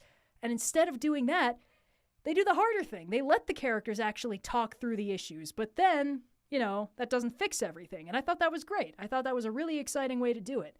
And I hope they get a season 2, but Netflix is on fire, so I don't know if it's going to happen. Let's see. Code Geass, or Geass, or Code whatever. I watched it all, I guess, which is interesting because I remember almost none of it. I don't think I liked it very much. Evidence suggests that if I like things, I remember them. I think I just didn't really get Code Geass. Geass, Code whatever. It had I like the giant robots. I think I couldn't get over how noodly everybody was. I watched a lot of anime around then that's all just kind of piled up in my head. That was also when I watched Soul Eater. I remember liking that and then remembering nothing about it. Lots of weird stuff. All right. I've seen like a few things pop up a lot that I haven't watched. I haven't watched Bungo Stray Dogs. I haven't watched Burn Notice. I have not watched Gendy's Primal.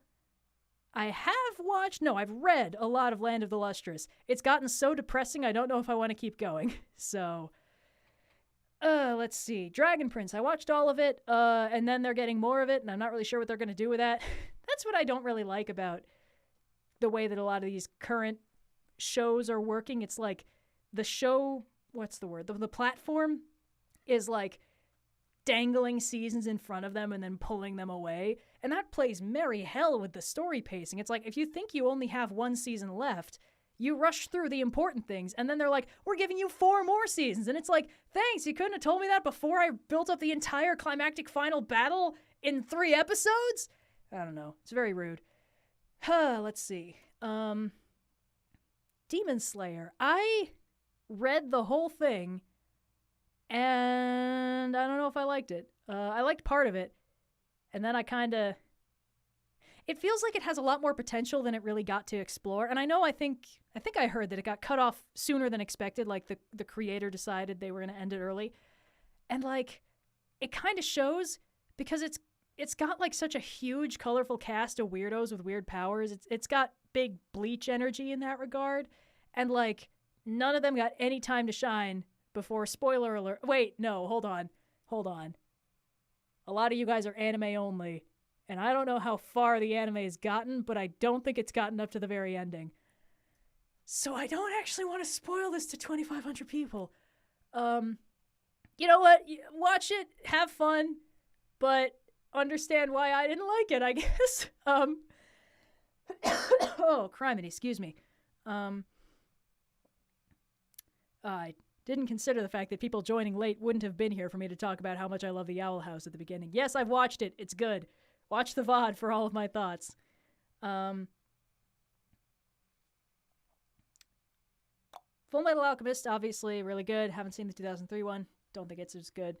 Oh, criminy, what's happening?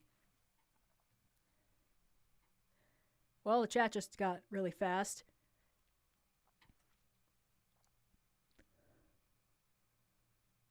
Oh, boy. Oh, I see. It's people yelling at me to spoil the ending. Yeah, that's not going to happen.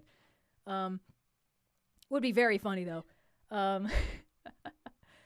Good Place. Haven't seen Good Place. Heard really good things about it. There's no reason I haven't watched it. I think I just haven't really been emotionally up to a meditation on death that long and complicated. Bionicle. I was not a Bionicle kid. I managed to miss the boat on that one. My cousins were Bionicle kids, and they were big into it. So I know the basics. I had to watch Bionicle Mask of Light for a bad movie night at one point, and the Bionicle fans all crept out of the woodwork and were like, it won't make any sense unless you read the tie-in novel and watch the 3 follow-up movies. And I'm like, you're not getting me that easily, Satan. Get out of here. So haven't seen that one.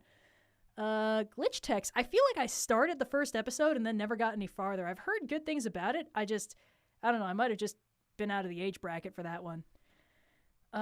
Transformers. I was not a Transformers kid at all, but I watched Transformers Prime and it straight up slapped. So like, I feel like Transformers is kind of in the same boat as a lot of like superhero comics where you enjoy specific runs, not overarching things about it. It's like everything is handled so differently by different writers. I really liked Prime. Actually, I liked it all the way through to the end, which is very rare. I revisited it as some examples for like a thing I was working on. Spoiler alert. And I feel like this isn't exactly a hot take. I think the weakest part is probably the human characters. And I think it's because it really feels like they have to be there because writers keep being like, no way will protect or will our audience be able to relate to a bunch of, 50-foot tall robots that turn into trucks. No, we got to slap 2 boys and 1 girl in there so that everyone can relate to one of those kids. It'll be great. And it's like, no, man, I'm relating to the cranky ambulance man.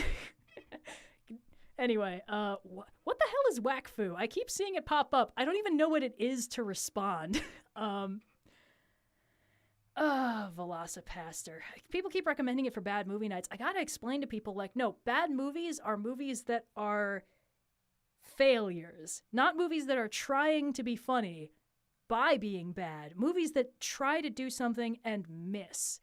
Like, that's what I'm interested in. And not things like Birdemic, where it's like, what's wrong? The budget was 2 rubber bands. That's what's wrong with Birdemic, okay? I get it. But, like, Velocipaster has a joke. That's the joke in the movie. It's like watching Kung Fury for a bad movie night. It's like, I know what the joke of Kung Fury is. I want to watch Last Airbender and try and figure out how the hell everything went so wrong. Wakfu is a French anime. Okay. But, like, what's it about? Chat's just listing cartoons again. I have actually seen some Lupin III stuff. I watched the ones that the Studio Ghibli, before it was Studio Ghibli, did, because I will watch anything those people made. Castle of Cagliostro was really fun. It was also my first exposure to Lupin III, and I feel like that's not how you're supposed to do it, because it felt like it was a bit... I've heard people describe it as like, it's kind of like The Last Adventure. It's got a lot less focus on silliness and gadgets, and it's a lot more like heroic than average. I don't know. I watched some of the other movies. There was one where the like MacGuffin bad guy of the movie was like a Grey Goo scenario, and that was pretty harrowing. And then I saw the recent 3D animated one, which is basically just an Indiana Jones movie. They've got like an ancient flying super weapon black hole generator, and some Nazis are after it, and it's pretty funny. Anyway, yeah, Lupin the Third is good. Oh, criminy.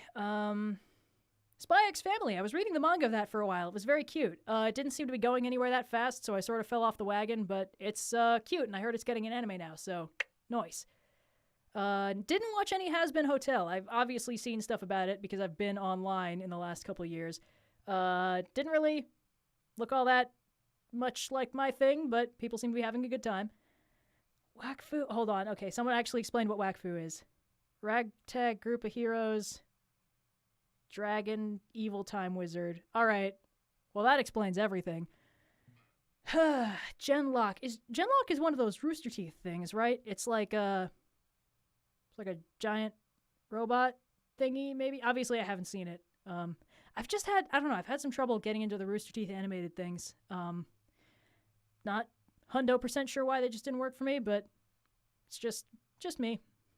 Tangled the series, I actually did watch all of, and it's so odd to me. Like, the musical numbers are incredible. They're like Broadway levels, especially the ones for Cassandra and Varian, who have like obviously actual Broadway singers as their voice actors, and it's just really good, and like they're written for their specific vocal ranges, and there's so much love put into them, and then their actual writing is not good. Like, it's like they had the writing room for the musical numbers off in one room, and then they had the writer's room for the actual show off in a completely different room, and then they just never communicated with each other. And I don't know why it's like that. And I swear, the entirety of season 2 feels like the writers were like arguing with each other. I don't know how to describe it. It's like the first season, they set up, a bunch of stuff. They set up conflicts. They set up the thing with Varian, whereas like he's just, he's this nice kid. He's like an alchemist. gets into trouble. Some of his experiments go wrong. And then he, like, beefs it really bad, and he accidentally seals his dad in amber, and he, like, goes to try and get Rapunzel for help, but she can't go help him because her kingdom's, like, being snowed in real bad. It's bad. Whatever. So he goes off and has a villain song with a dark reprise of the song he was singing before. It's a great moment because it's written by the musical team, who, as mentioned, are really good. And then he becomes a villain, comes back with a giant robot. Very standard stuff. And then they stick him in jail. And then the entirety of season 2 is like the main cast go on a road trip with like 2 of the guys from the bar where Rapunzel sang I've Got a Dream. You remember those guys? You remember the old man who they dressed up like an angel and hung from the chandelier? And you remember the guy with the hook for a hand who plays the piano? Well, they couldn't get that guy. He's too expensive. They got his brother who has a hook for a foot. You wish I was joking. There's episodes about this guy. And then at the end of season 2, they're like, hey, remember the plot? We're doing that again. And then they come back, and immediately Varian is like, what's up? I broke out of prison and allied with a bunch of bad guys, and I'm evil. Oh, wait, just kidding. I'm having a redemption arc. And then he's a good guy for the entire rest of the season. And it really feels like one of the writers was like, maybe we should have Varian feature at all in season 2. And they were like, no, back in the box with you. And then they did this instead. And it's just so fucking weird. But the musical numbers are incredible. It's baffling to me. Cassandra has this great villain song, spoiler alert, called Nothing Left to Lose, where she's evil now. You know, whatever. She, like, absorbs they add, like, so much lore in this. They're like, hey, remember how we were like, Rapunzel, magic flower gave her powers? Well, actually, the magic flower contained, like, a magic gem thingy called the Sun Drop, and that's what gives Rapunzel powers. And also, there's another one called the Moonstone, and it's evil. So Cassandra absorbs that, so she gets a sweet makeover, and her hair's all blue now, and she has, like, evil spike powers. It's actually pretty cool. It's a great look. And she's got a great musical number about it that's a duet with Varian, who's basically singing at her about, like, hey, man, I turned evil once, too. Kinda sucked. It wasn't great. You should probably reconsider. And she's like, no, man, we're not that similar. You just couldn't commit to the bit. And it's fun, and she's got another video, like a song called Crossing the Line, which is, if you listen to the music, it sounds like a hero song, and from her perspective, it absolutely is, because her whole thing is that, like, she feels really snubbed in, like, a secondary character, because she absolutely is, but she gets, like, a villain complex about it, and Crossing the Line is, like, her being like, hell yeah, I'm crossing the line, I'm done playing nice for you losers, and it's got all these major chord progressions, and it sounds incredibly triumphant. But, of course, it's her friggin' villain origin moment. It's great writing, because it's by the writers' team that did the music, not the writers' team that did everything else. I don't know. It's boggling to me. So weird. Race to the Edge. Didn't watch it. That's the How to Train Your Dragon tie-in show, I think. I don't know. I was satisfied with the movies, and having rewatched them semi-recently, I think I'm with Sideways on this one. He has a video about it where he thinks that How to Train Your Dragon is really only good because the soundtrack absolutely slaps, and I think he's right. Excuse me. Like, having rewatched it recently, plot-wise, it's really only okay. Vocal-wise, it's genuinely quite distracting that Hiccup's voice actor is just a whole-ass grown man. I don't know. I know that's acceptable these days. It just weirded me out on the second viewing, or like the third viewing, however many viewings it was. But the soundtrack is just absolutely incredible. It just lifts up the entire story. And then every other movie is kind of like, hey, remember how good that one was? Yeah, we're kind of coasting on that. And it's fine. I just, just good. Let's see. Leverage, Hellsing. Guys, I've talked about most of these. Amphibia. Dark Crystal Age of Resistance. I actually watched all of. Don't know if I liked it. I don't know. I feel like I have a lot of affection for Dark Crystal just because people don't like it. And I like almost everything that Jim Henson ever did, just on principle. And Dark Crystal was very ambitious, and I like a lot of it. And I think I have a soft spot for it because my mom had this book when I was growing up of behind the scenes information about Creature Shop and Jim Henson Productions and all that stuff. And it had a lot of these like behind the scenes pictures of scenes from like movies like The Dark Crystal that I hadn't seen. Like, I hadn't seen them at all. So my first exposure to this was like one of those beautiful glossy printed out page things of like the kid holding the fragment of the Dark Crystal overhead as he's about to put it back in the crystal, and it's like captioned like, as the planets align overhead, he prepares to plunge the shard in. And I was like, yo, that fucking slaps. I gotta know what that's about. So I just have this like really, I don't know, deep memory of just thinking that this was the tightest shit ever, and I really wanted to know what the story behind that was. And I watched the movie and I was like, yeah, that tracks. And it's, I don't know. I thought it was really fun and cute. And Jim Henson, I mean, he had so many ideas. Like, if you look through anything that he did or read anything about him, like, he had clearly too many ideas that he knew what to do with, and not enough time to do all of them. And you know that, like, you know, he started off doing more like advertising stuff and just, you know, Muppet Show, sex and violence, and like, hey, you know what? I think we should try and cause world peace. Let's make Fraggle Rock. Hey, you know what? I like the sort of fantasy elements of Fraggle Rock. Let's really lean in on that and do some crazy shit like The Dark Crystal or Labyrinth or, you know, stuff like that. And it was just, I don't know. I think it was incredibly cool, and I wish he'd had more time. I would have loved to see the kind of stuff he made later. But yeah, I watched Dark Crystal Age of Resistance, and I was like, wow, these puppets are pretty chunky. And then I watched the original, and I was like, wow, those puppets are actually way streamlined compared to the originals. Those were really chunky. But I liked them. I liked how they used practical effects, because that's a thing that a lot of people don't do anymore. And I liked how they handled a lot of the magic, and I liked how they were like, hey, remember that bit in the original movie where they jump off the cliff and the girl like flies, and he's like, what? I don't have wings. And she's like, of course not, you're a boy. Well, in this show, obviously it's a prequel, so like all the Gelflings are alive, so they have to handle the fact that all of the girls have wings and can fly. And I just thought that was fun. Let's see. Berserk. I read Berserk, yeah. I think I read almost all of it. It updated so infrequently that, like, I wasn't in the habit of checking super constantly, but, like, I'd gotten mostly to the last part. It's, well, I mean, it's, you know, it's unfinished. But it did a lot of really interesting stuff, and I think it was going in some very interesting directions. I thought I wasn't sure by the time we got to the part that is now basically the ending. I wasn't sure if the writer had a full plan exactly, because it felt like it was building up this story of just so much hatred and vengeance and blood and pain, and then suddenly it's like, well, not suddenly, it was a very gradual process where it's like, hey, you know, this character's accumulated a lot of friends and loved ones and support, and maybe he can actually like sit down and find peace somewhere. And the fact that that's almost the tone it's ended on is somehow just incredibly poignant. But it's a little bit difficult to fully judge because that's not how the story was planned to end.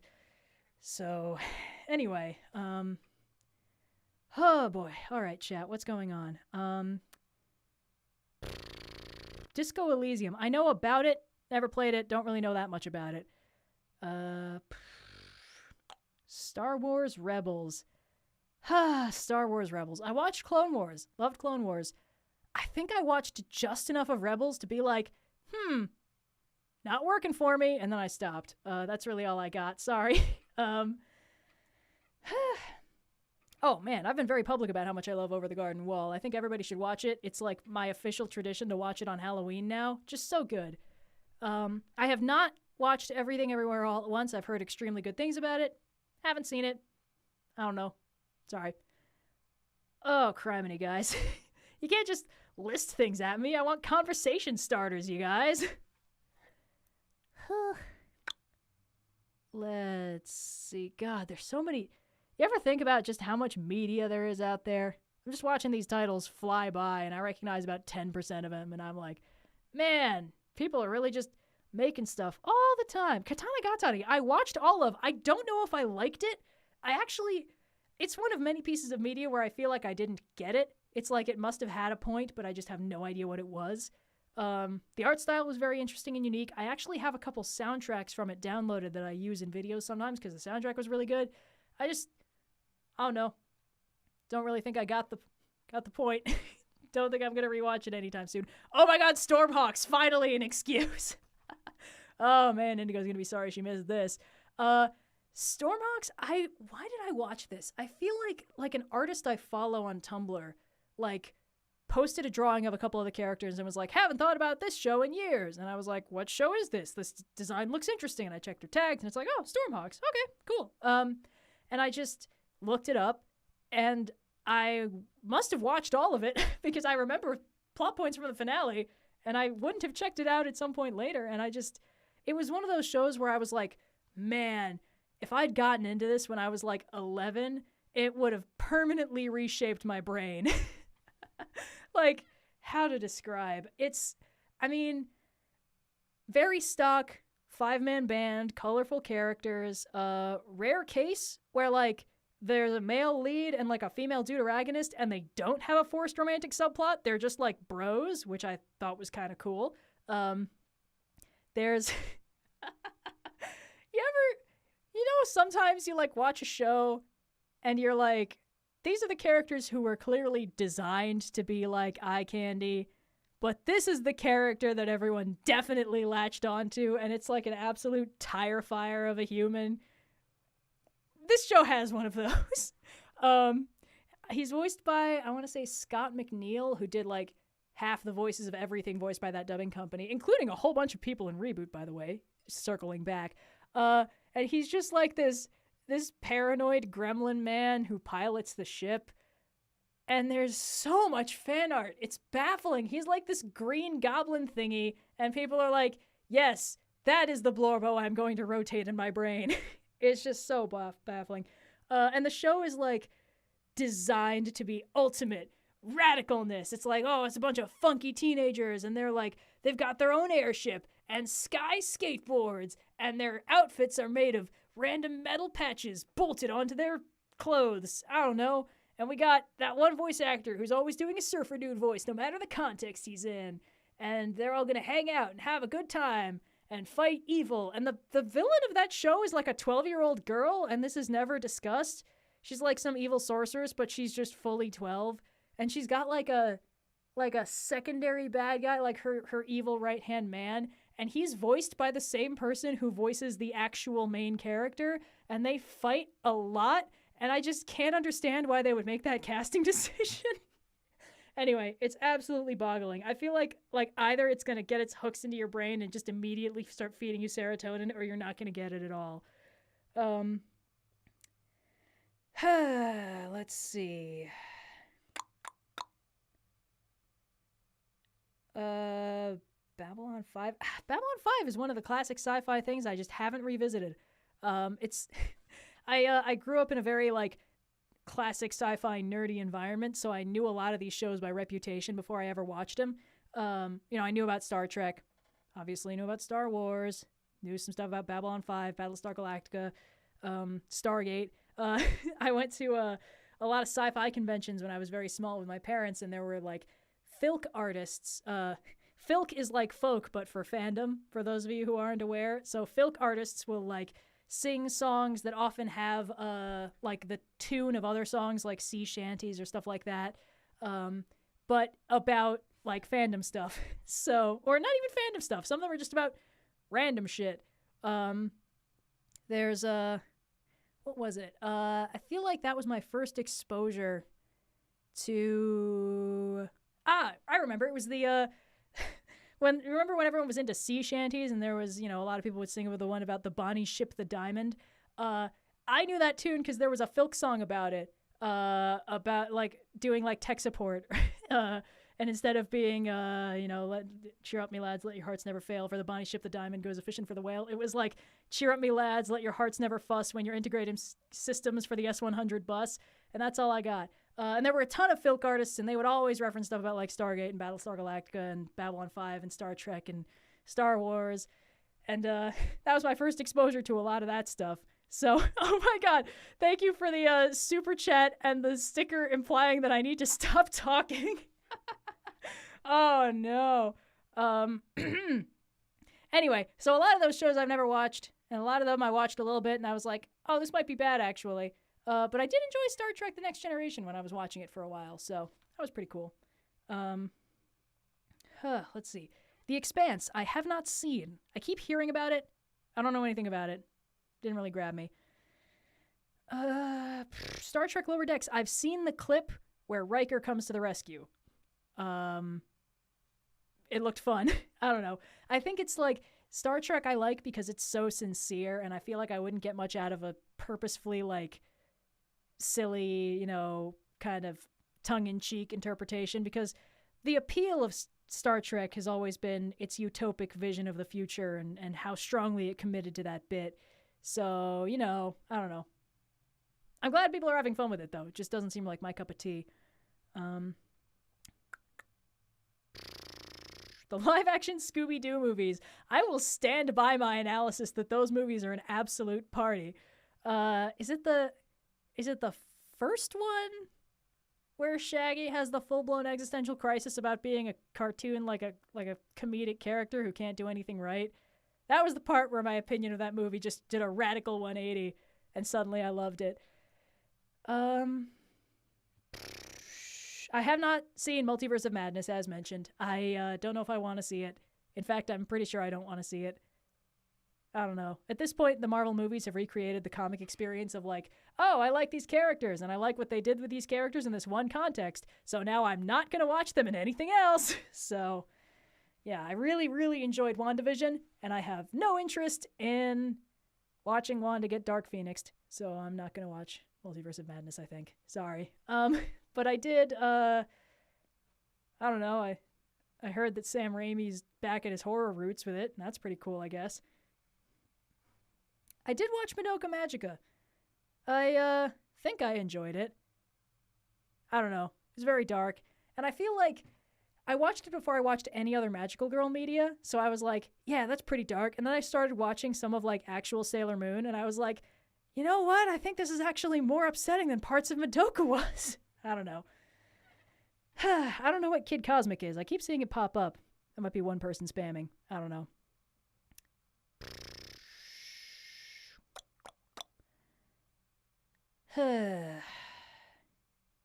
Stranger Things on Netflix. I have still only seen 4 episodes of that.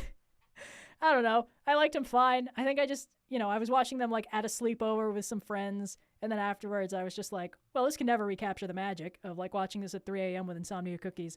So I just never went back, and from what I've heard, it's gone on for kind of way too long, so I'm not really upset about that. Oh, criminy.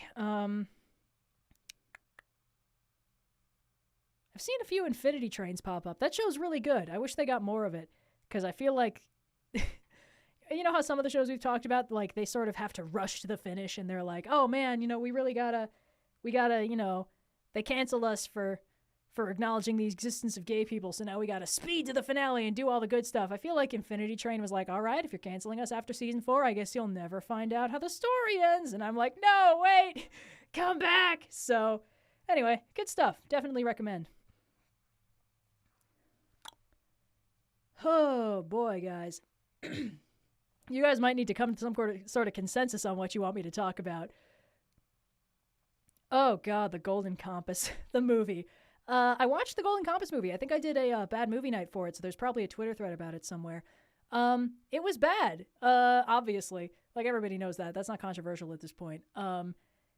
It had the problem of having a child actor main character who wasn't great. And again, like, child actors are, you know, it's a very tough gig, and it's never easy, and most of them aren't great at it. That just kind of happens sometimes. But also the plot was bad, and it doesn't have an ending.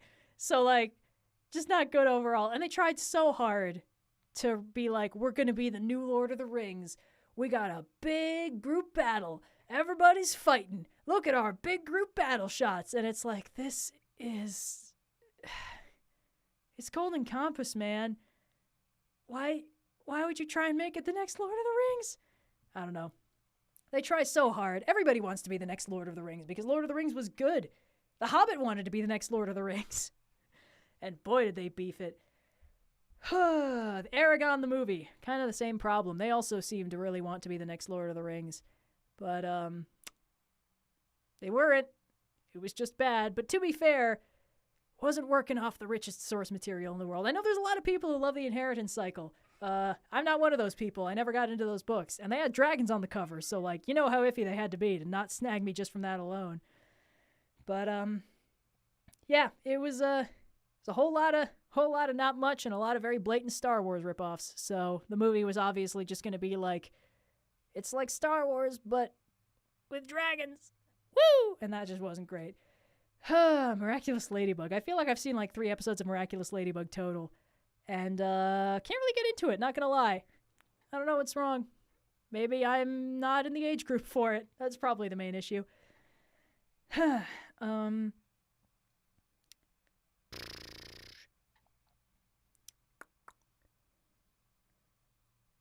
Oh, criminy.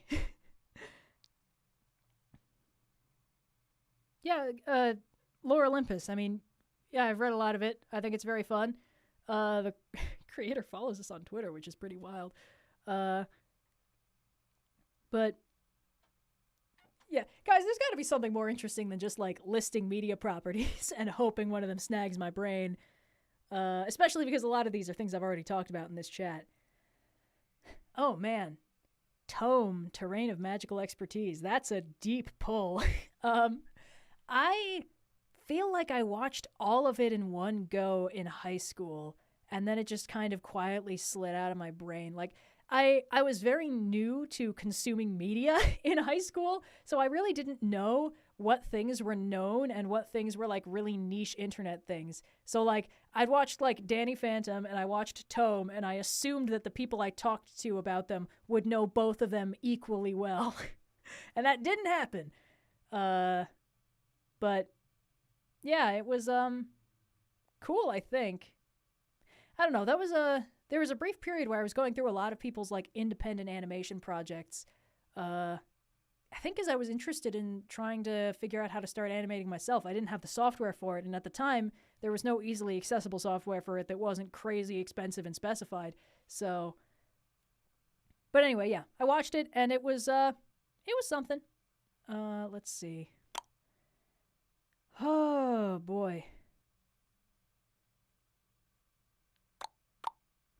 Wow. Chat has gotten even less coherent. Dragon Ball Abridged. Obviously, I've watched Dragon Ball Abridged. Obviously, I've formulated large chunks of my personality and sense of humor watching Dragon Ball Abridged. Who do you think I am?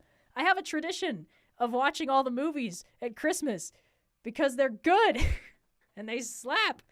You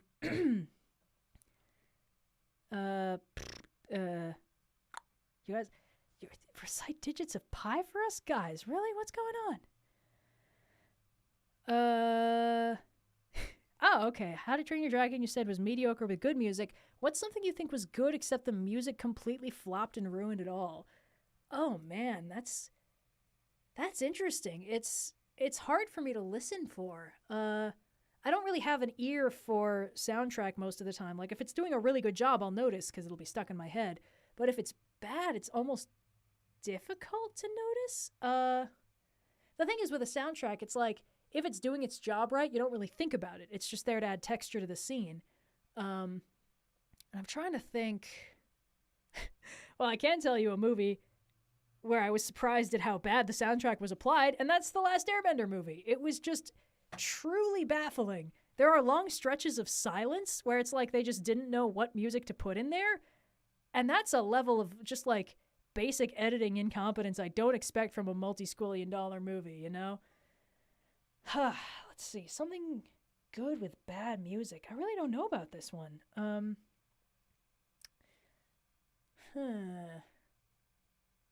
I'm gonna need to think.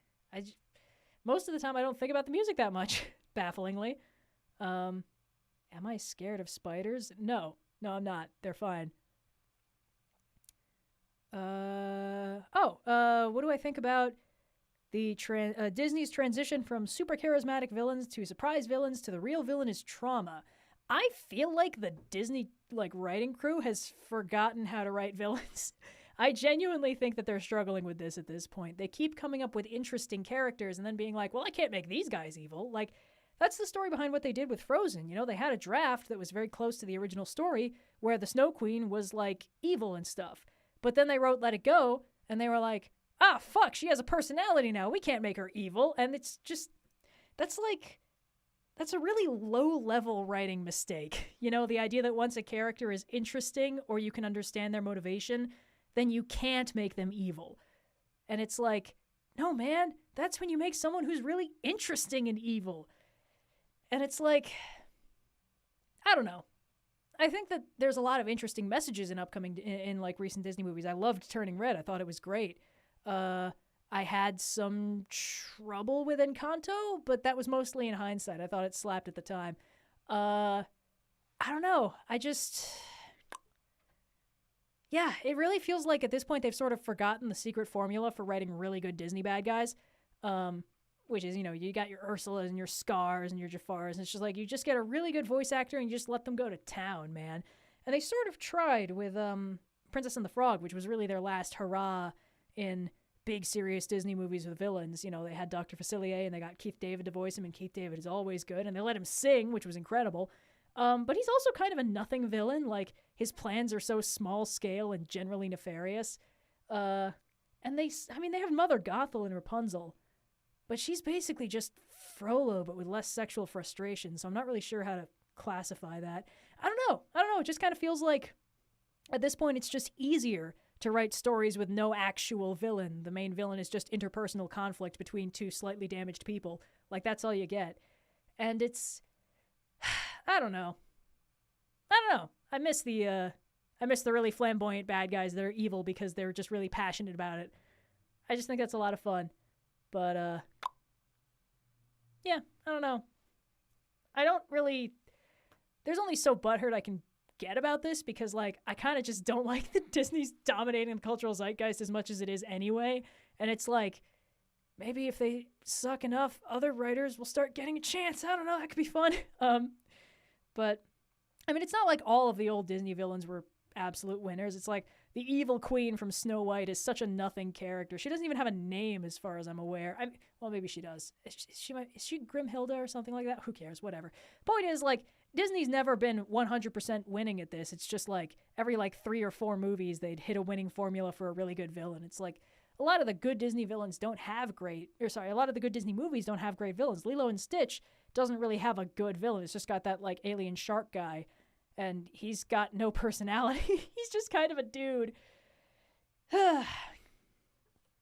Let's see. Emperor Bellos is such a good example of like an actual scary evil villain. And he's interesting because he's so human, and that's what makes him suck. So watch The Owl House. It's really good. Let's see. Who's my favorite Pokemon? I was not a Pokemon kid. I play Pokemon Go like a rank amateur. I'm not that into it. I watched Detective Pikachu, and I thought it was kind of okay. Don't ask me Pokemon questions. I can't give you satisfying answers.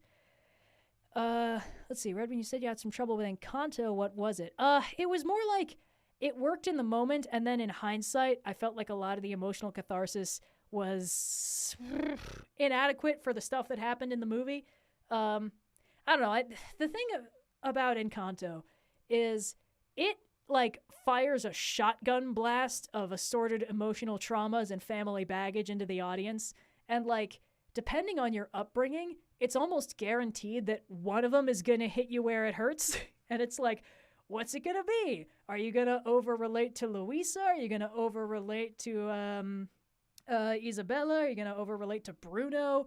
Or, you know, the others, or Abuela, or, you know, the mom, Julieta. Thankfully, the song makes me remember all their names.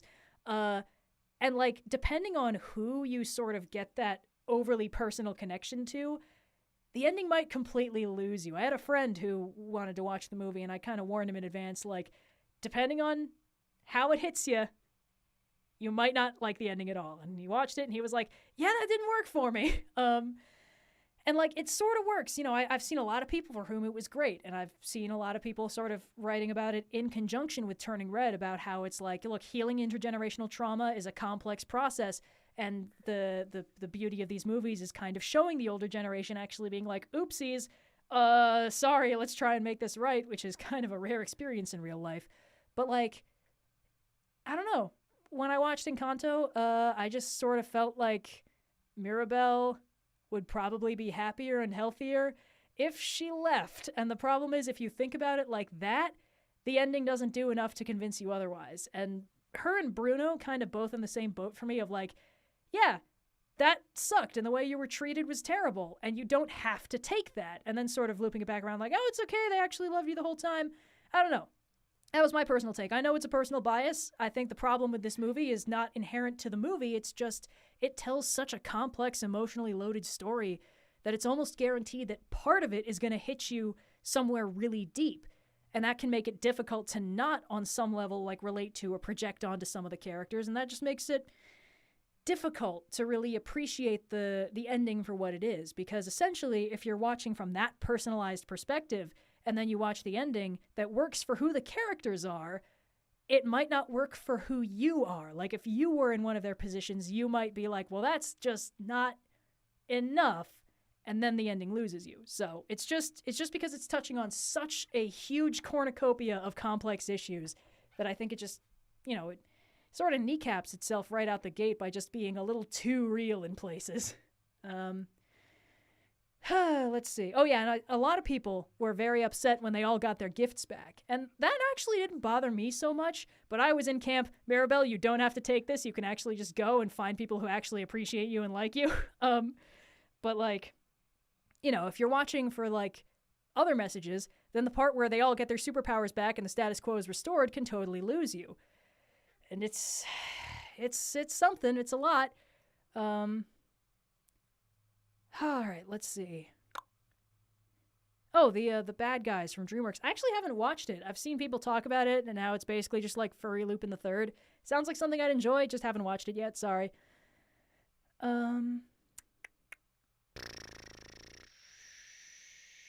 I ever read Worm? I have not read Worm. I actually got commissioned to draw Simurgh from Worm once, so I had to look up some stuff about that to get visual references. But I never read it. I've heard good things about it. I'm sure it's cool. It's horror, so it's not really my bag most of the time.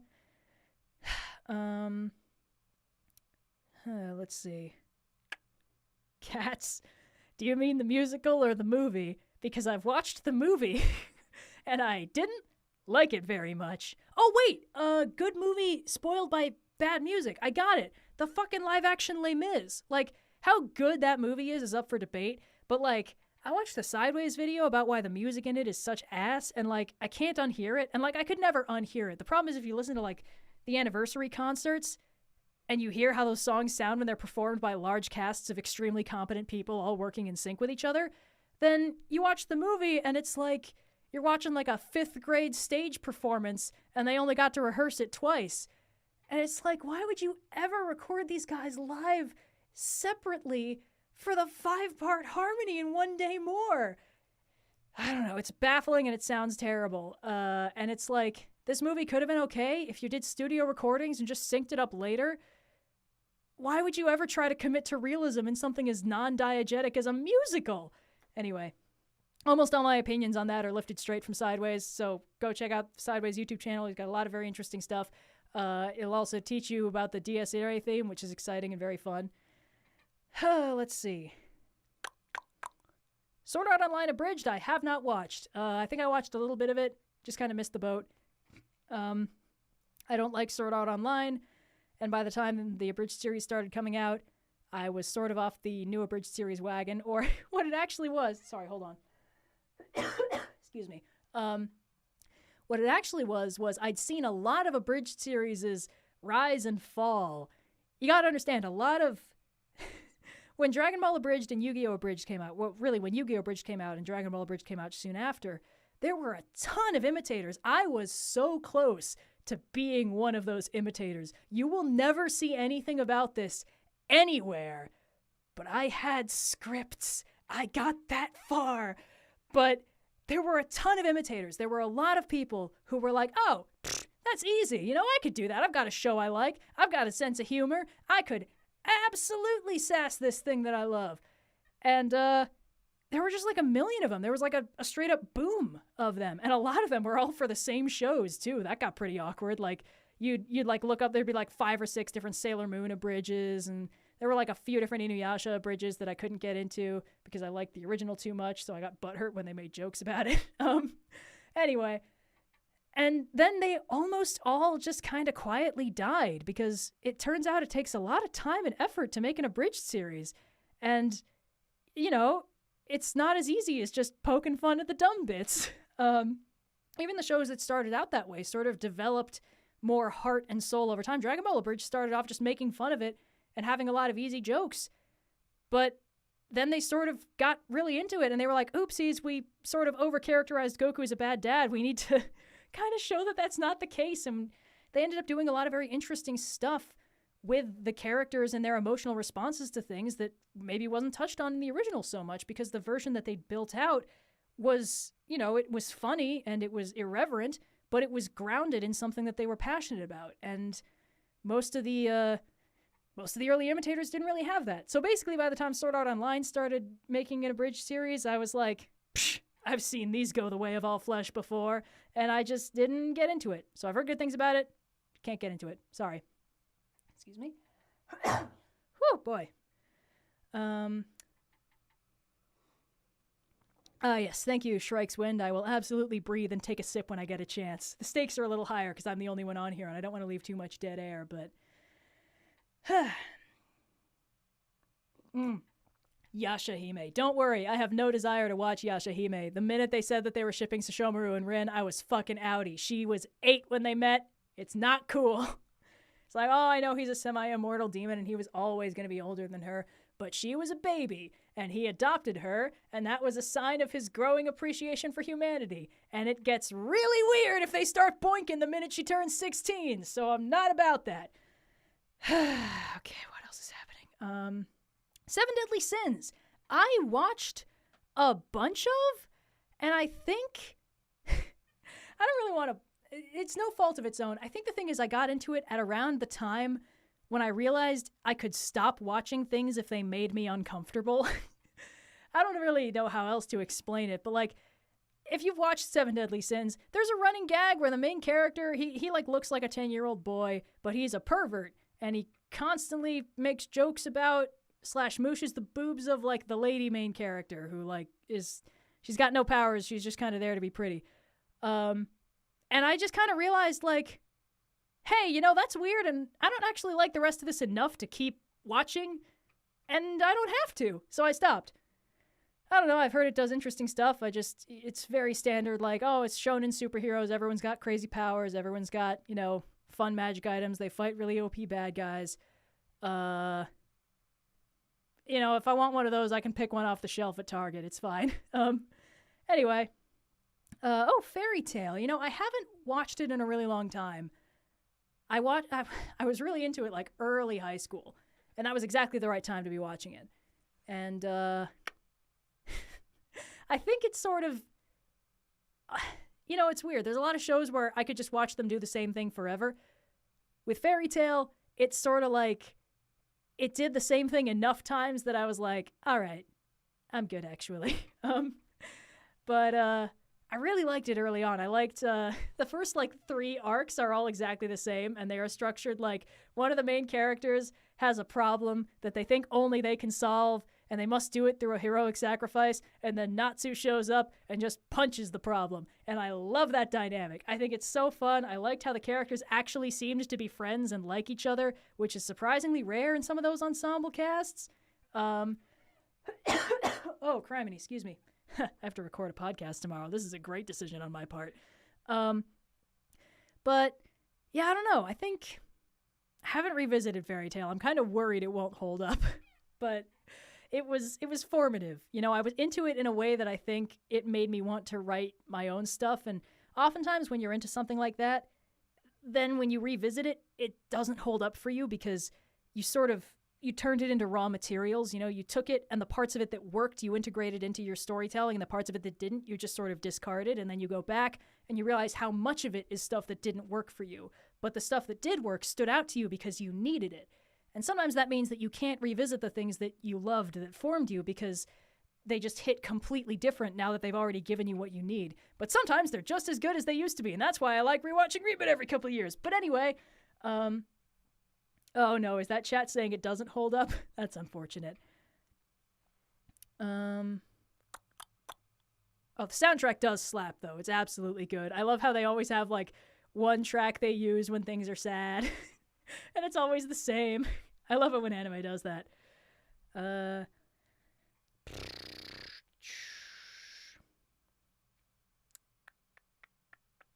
Rave Master. Oh, man. I think I read through that, and I didn't really get it. I don't know. I think there's a lot of manga that really do work better as anime, where, like, the movement is more easy to understand. Some manga, I think, like, individual panels can be a little bit over-designed to the point where you maybe can't even see what's happening. It's just all speed lines. Unfortunately, that's a problem I've had with Hero Academia. I was reading through it for a while, but there were a few chapters where I was just like, I don't have a goddamn idea what just happened. There was a panel where these two characters were rushing at each other, and then there were 8 pages of flashbacks, and then there was a panel where the characters were past each other, and I don't know what happened in between. And that's just, I don't know, that's just not great choreography. A lot of people saying don't rewatch Fairy Tail. That's fine, I wasn't planning on it. Promare. Oh, such a high recommendation for Promare. It's the dumbest thing ever. It's so, like, unironically itself. I don't know how to describe it. It plays everything it's doing to the hilt, so you almost don't mind that the ending makes absolutely no sense, which is the best kind of anime. Space Jam 2. I didn't watch Space Jam 2 because I also didn't watch original Space Jam. I saw a lot of people get mad about it, and I moved on. Sorry. Let's see. Death on the Nile. Oh, no, you watched Death on the Nile? My condolences. Agatha Christie's a great mystery writer, although I was revisiting some of her stuff when I did the Trope Talk on detectives, and the 2 books that I randomly picked out that were from, I had a Hercule Poirot one and I had a Ms. Marple one, and the Hercule Poirot one was, I think, Death in the Air, and the Ms. Marple one was Pocket Full of Rye, and coincidentally, those are the 2 where, like, the killer is the handsome young bachelor that a female deuteragonist is romantically interested in early in the book. And I was like, Ms. Christie, who hurt you? It's like you can always tell who the killer is because he's the handsome one. I don't know. I thought that was funny. And I guess that's true in Death on the Nile, too. But don't watch the movie. It's not good. It's, like, embarrassingly not good. And, like, the thing is, Murder on the Orient Express was also not good, but it kind of, I feel like it was playing it a little more safe. Like, it added a chase scene and Hercule Poirot pointing a gun at people, and that part was dumb as fuck because, like, Hercule Poirot was designed to be the anti-James Bond. He's like a silly, portly little man with super unmanaged OCD, and he overeats sometimes and couldn't even probably point the correct end of a gun at people, and that's what makes him fun. And, you know, almost all of Agatha Christie's detectives are like that. They're just complete subversions of the tropes of the time. And then it's like, yeah, that's cool, but you know what would be better? If he was a scarred war veteran who pointed guns at people almost constantly. And it's like, at that point, why the fuck would you call it Hercule Poirot? Also, the problem is, so with Death on the Nile, it had been a while since I read it, so I didn't go into it spoiled exactly. But the movie kind of makes it obvious who the killer is really early because it's the only person that nobody suspects. But the reason why nobody suspects him is so weird and contrived anyway that it's sort of like it would be easy to assume that this was something faked in some way. And that ends up being exactly what happened. So, like, I don't know. I think the thing is, I'm not good at guessing the ends of mysteries, so it's a bad sign when I see the ending coming. So, I don't know. It's just a hot mess. It's a weird movie.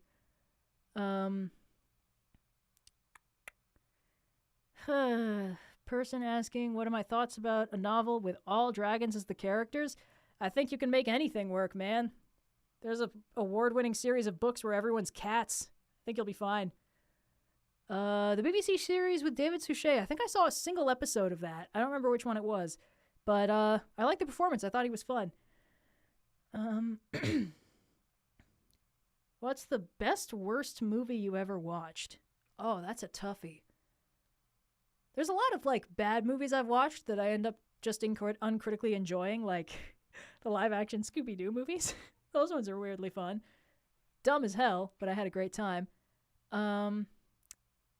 best, worst, I guess best in what way? Like, actually good quality or like most interesting to learn from? That was the most fascinating bad movie I watched. I feel like, oh, I don't know. This is a toughie. A lot of these things just kind of drop out of my mind the minute I'm done with them. Sorry. What do you think of Digimon? I never watched Digimon, man. I wasn't into Pokemon. What makes you think I'd be into Digimon? It's like Pokemon, but everyone's a furry or something that turns into an angel.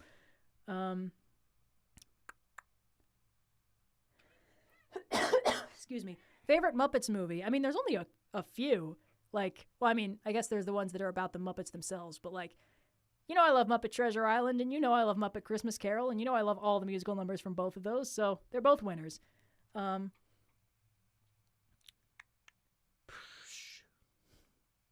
Oh god, the live-action Super Mario Brothers movie. That was a bad movie. I like the part where Luigi calls somebody Biscuit Head. That was pretty good. Criminy.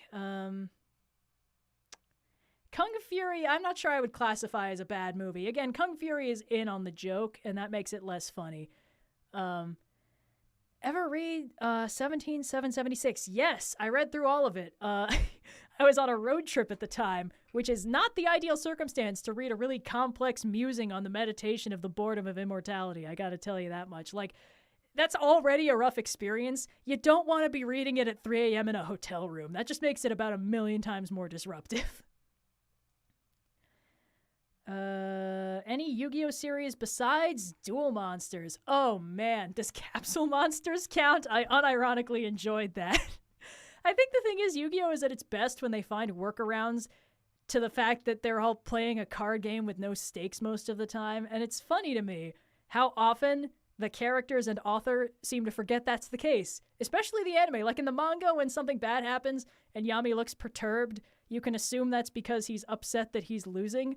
But in the anime, most of the time, he'll, like, yell in pain, and it's like, my dude, it's a hologram, you're fine. So whenever the show, like, constructs a scenario wherein the card games have magically, like, gained stakes, you know, the standard, oh, you'll feel it when your monster's life points or whatever, you know, anything Yami Merrick did, all that stuff. That virtual world arc where they're stuck in a computer, and if you die in the game, you die for real, that had stakes. That actually also let other characters do stuff. Like, Yu-Gi-Oh! Is one of those shows where, like, the filler arcs are some of the better ones because the filler arcs have to contrive reasons why they're happening. And that's why I liked Capsule Monsters, even if it involves them fighting Alexander the Great in a giant robot at the end. Which I can't think why I phrased as a bad thing, now that I think about it. I did try watching 5Ds. 5Ds was, I've heard, the good one. I think I tried watching a little GX and I was like, this is dumb, and I left. But 5Ds had like stakes and shit, sort of. But that was around the time that I was still watching things mostly dubbed, and I think the 5Ds dub was like coming out at the time and also struggling super hard with the censorship because 5Ds is like a nightmare dystopia where everything is bad and scary. And that meant that 4Kids had their work cut out for them trying to tone it all down.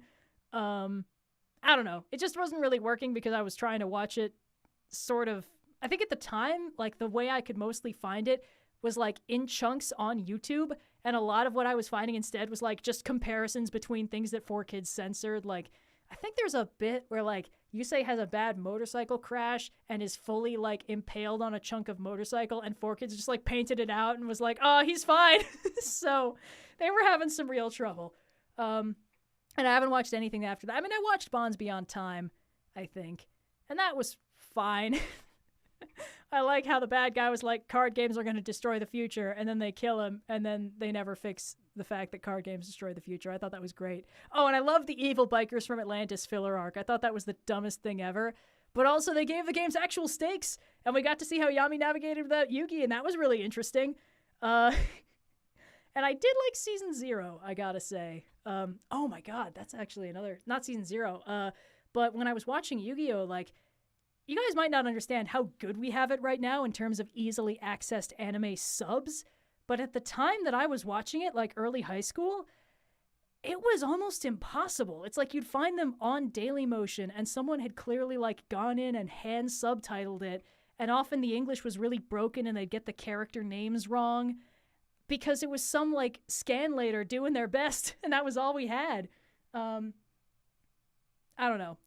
I will say that the vocal performance in the Yu-Gi-Oh! Sub is much less silly and easier to take seriously than the Yu-Gi-Oh! Dub, but the soundtrack in the Yu-Gi-Oh! Dub is worlds better because the Yu-Gi-Oh! Sub has like this weird kind of like electro-pop thing, whereas in the dub they were like, it's ancient Egypt, right?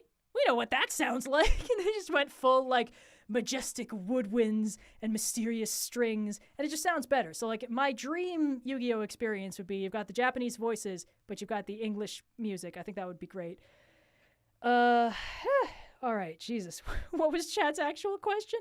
Dark Side of Dimensions. Oh wait, is that the one where they're like, Kaiba's trying to bring Yami back?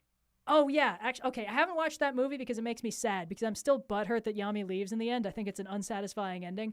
I'm fully in camp fix it fic on that one. I don't care. But I have seen the one clip where Yami actually does come back, and it made me realize something, which is that there's a lot of power in using nostalgic sound effects. Because of course, there's a chime that plays when Yugi and Yami switch places using the puzzle. It's this kind of like this like bell sound, and it plays at that one scene when the puzzle glows and Yami shows up and fixes everything and then fucks off and takes the puzzle with him. And I was like, hey, get back here. My fix-it-fic demands your presence. But no, he's gone, whatever. But that sound just like reached deep into my brain and was like, yeah, that's right. That's how things are supposed to work. And I was like trying to figure out a way to make a video about this, and I still don't really know how, but like there's a few cases where like, you know, a sequel after the end of a story will like call back to a key thing that you didn't realize you were missing. And they did this a bunch in Logan of all places. There's a bit where he's like using reading glasses and like Xavier like gives him shit for it, and he kind of like does a little eyebrow quirk, and I was like, he did that when he was young and not sad all the time. And then at the end of that movie, when he like juices up with super serum to save Laura and the rest, there's a bit where he just roars as he's running through the woods, and you don't realize you miss the sound of Wolverine going beast mode until you actually hear it again. And it's just such a powerful thing to call back just the specific sound effect of something that you liked in a new and often sadder context. And I just think it's really cool. I think it's an underrated thing. It's so hard to do because it takes so much setup. But of course, you know, if you use the sound effect a lot, people don't even notice. Nobody notices the chime that plays when Yugi and Yami switch places because that's just that sound. But then you don't hear it for a while because Yami's not there, and that's the whole plot. And then when he comes back, you're like, oh shit, it's the noise! Yo! So, anyway, it's really cool. Anyway, what's your... You think I have... I don't read that much fanfic, guys. I don't have a favorite. Sorry. Why do I think Yami leaving was unsatisfactory? Because he was a dead 16-year-old, and the whole show was about the power of friendship and togetherness, and then at the end he was like, all right, that was cool, but I have to go sacrifice myself to save the world alone. Bye. And then he just fucks off and leaves. It's like, I don't think he even really gets his memory back. Like, the whole of season 5, he's like, oh, I don't remember what's happening. How confusing. And then, like, he doesn't remember it. People just have to tell him shit. They're like, hey, Yami, we found your real name written on this cartouche. Here it is. Have fun. And it's like, so he never regains his memories of his old life. And then he's got his memories of his new life. And at some point they switched from like Yami is his own person to Yami is like a symbol for how Yugi needs to grow up and stop relying on other people. And that's just a weird use of a dead 16-year-old. So I don't know. I think Yami deserved more time. And it's especially jarring in the manga because the anime had like 2 huge filler arcs before that. It had the Evil Bikers from Atlantis arc. And that was something. I mean, it wasn't like good, but it had Evil Bikers from Atlantis. That was pretty cool. I don't know. I kind of get it, but I also don't like it. So it's another show where I kind of ignore the ending, and I prefer the middle bits where the status quo is solid. But, hot take, Moon Knight is just modern Yu-Gi-Oh! Hey, we're not supposed to say that part out loud. Woof. Excuse me. Tasty tea break. Thoughts on Black Widow? I didn't see it, and I don't want to see it, and that's depressing. It like came out when I was out on like a trip with some family, and I was like, oh, the Black Widow movie's out. But you know what that can't fix? The part where she died stupidly. So I just didn't really want to watch it. What was the other one? Oh god, Voltron Legendary Defenders. Dare I dip into the wellspring of hate that I have for that? I liked the first 6 seasons of that show. They were good. Remember what I said about how past quality not guaranteeing future quality? I feel like Voltron is like the poster child for that, because it started off so strong, and it went in such interesting directions. And then they were just like, ah, fuck. People think Keith and Shiro should smooch. We can never let them speak again. And like, their friendship was like the part of the show that I was most invested in, and clearly the emotional backbone of the show, because it's the dynamic that kicks off the entire plot. And then they just never let them talk again. And I was like, all right, as far as I'm concerned, the show is over. So I stopped watching. And then from what I've heard, that was the right choice. So, it's so depressing. It was like, I don't know. I know they scrapped the lore Bible early on because they were like, wait, killing Shiro is a bad idea. Well, now we don't have any idea what we're doing with him. So whatever, but I don't know. Let's see.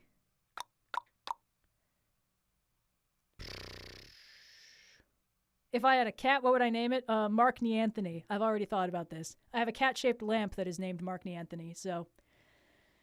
Okay, let's see. What else is happening?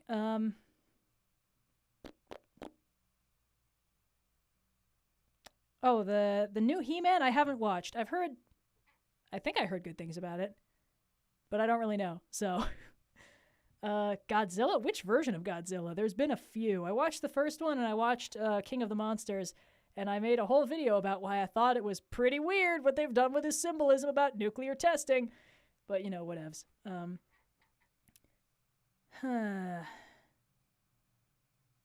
Amphibia. Everyone keeps asking about Amphibia. I've seen like 2 episodes of Amphibia, and I wasn't really getting it. I'll probably watch it now that I guess it's over. But, like, I don't know. I just wasn't really grabbed. I think the art style was a bit of a lurch for me. It's fine. It's just, you know, not super my thing. Vampire Hunter D. Yeah, I actually watched a movie of that. I don't know if it was the movie of that. It was weird. I don't understand a lot of it.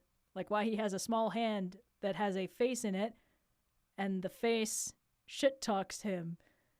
That was a choice, but it was kind of cool, and I like the animation style. It was one of those things where I was like, oh yeah, I could see people absolutely being like affected by this in the 80s. Doesn't mean I necessarily think it was great, but I understand why it was formative for a lot of people. Ray Zero. I don't know what Ray Zero is. Is it a Fate thing? Because if so, I have no idea what it is. I keep seeing like busty anime girls labeled things like Sir Francis Bacon, and I'm like, I don't want to watch this show. So, oh, Invincible. I watched Invincible. I was braced for disappointment, and instead it impressed me. I have some thoughts about cynical superhero deconstructions, because it's like, these guys are missing the point of superheroes like Superman. So many of these guys, like, if you ask them to write a story where Superman, like, works in it, they cannot, because they don't understand the appeal of Superman. And the appeal of Superman is that it would be so easy for him to be evil, and the reason he doesn't is because he's a good person. It's like, oh, power corrupts. Not this guy. He's a good boy. He does his best. He uses his powers for good and protects people. And if you have a universe where that doesn't happen, you don't have Superman. And then these guys are like, right, yeah, but hear me out. What if he did use his absolute powers for evil? And it's like, wow, fucking brilliant. What if the guy with absolute power and no accountability was a dick about it? Wow. Nobody's ever thought of that. So I saw all these things like that, and I was like, God, this is why I will never watch The Boys. I'm sure it's doing very interesting things, theoretically. Anyway, so I watched Invincible, and I was like, ah, fuck. Because, you know, you look at Ultraman or whatever the fuck his name is, and you're like, okay, this is just evil Superman with a mustache and J.K. Simmons' voice. And then it turns out it's a trick, because the real plot of this movie is that Mark is Superman. It's not what if Superman was evil, it's what if Superman's dad was evil, but Superman was still Superman? Because he does not buy into this whole humans are nothing to us, we should destroy them, look at how easily they die. He doesn't buy into any of that. Even as he goes through this absolutely terrible experience, he still cares about humans and he tries to protect them. And I think that's actually quite powerful. It's still an incredibly dark show. I don't know if I can unironically recommend it to most people I like, but it does some very interesting things, and I was not expecting much, and it really worked for me. And I looked up some stuff about the comics, and I'm like, you know what? I think I'm good if we only get this one season. It looks like it gets kind of weird later, but, you know, that happens a lot. All right, let's see.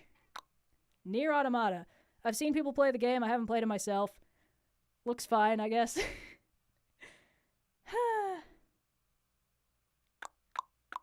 Ah, yeah, see, The Boys was made by a guy who straight up admits he hates superheroes. That's the thing. Like, you don't get interesting deconstructions from people who just hate something.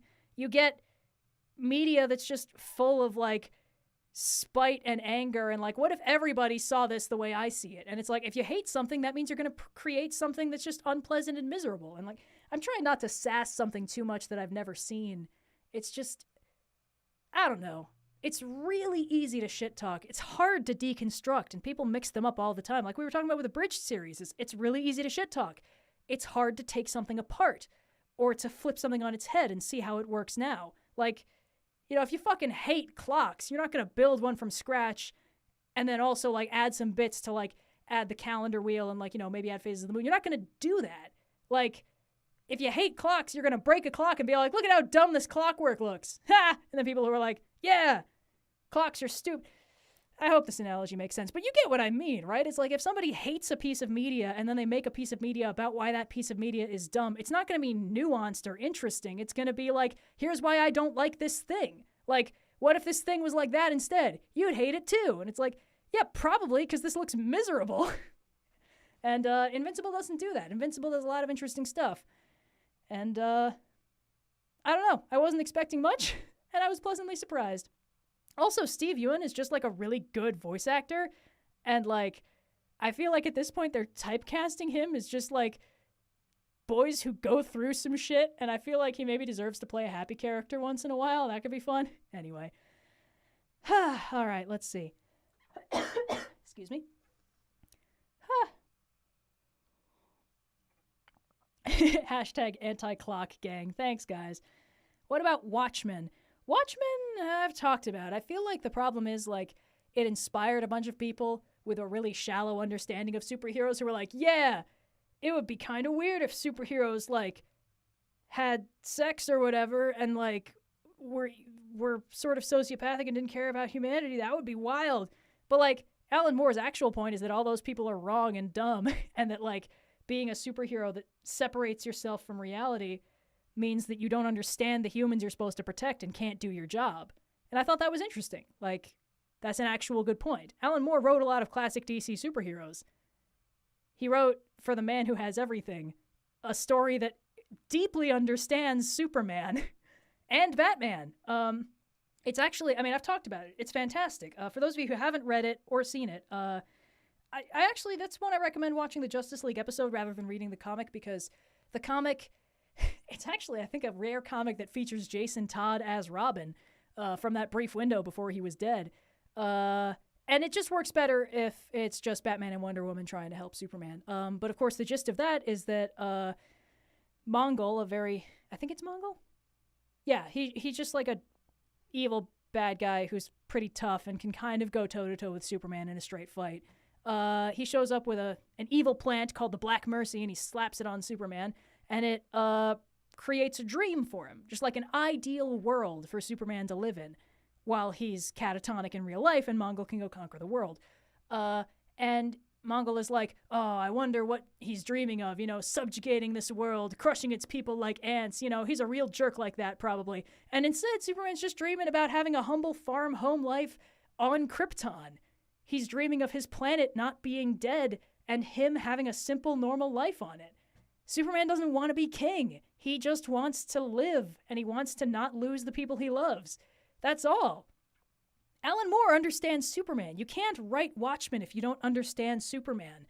But if you don't understand Superman, you're not going to get Watchmen, and then you're going to write a lot of think pieces about how smart Watchmen is and how dumb the rest of DC is. Not to call a bunch of people fake geeks, but like, Jesus, literary analysis is not that complicated. All right, let's see. The Kaguya plant from Naruto, basically. Alan Moore absolutely copying Naruto's notes on that one. Stop spamming about the Adventure Zone. I haven't seen it. Let's see. Have I read Wayne Family Adventures? I've read some Wayne Family Adventures. I feel like I should like it more than I do. There's nothing wrong with it. It's just like, I like when the characters have like a fun human connection, but I like when they have a fun human connection in actual high stakes situations. And it's like, DC Comics currently has the actual high stakes situations. Wayne Family Adventures has the fun low stakes dynamics, and never the twain shall meet. So it's like in the actual plot, you don't really get the characters hanging out or caring about each other. And in Wayne Family Adventures, you obviously don't get any plot happening.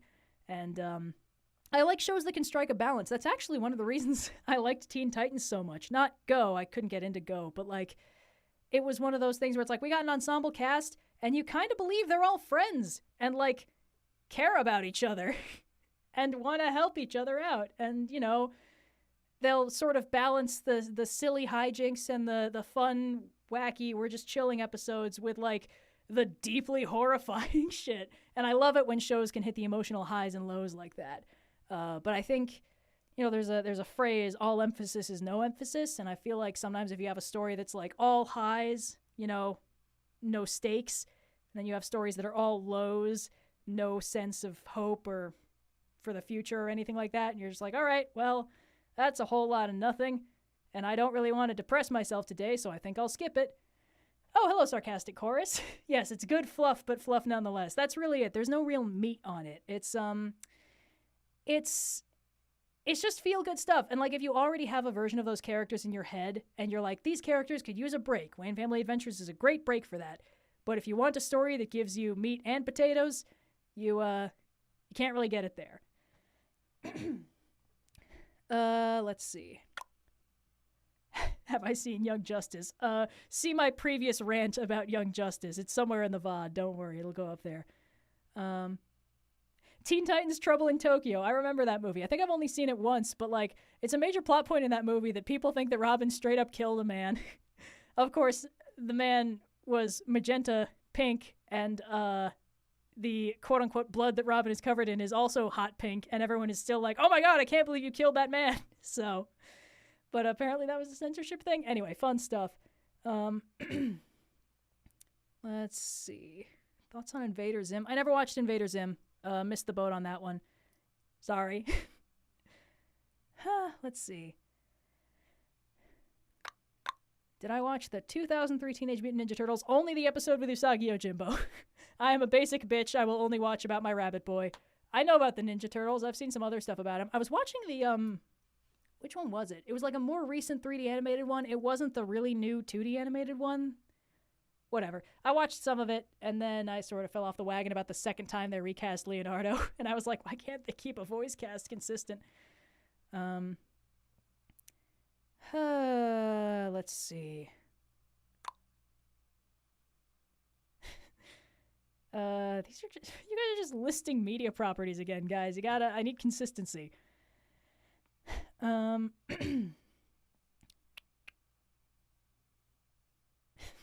mentioning Team Fortress 2? Yeah, I've played Team Fortress 2. That's not... What is there to talk about? I guess I read the tie-in comics. That was pretty fun.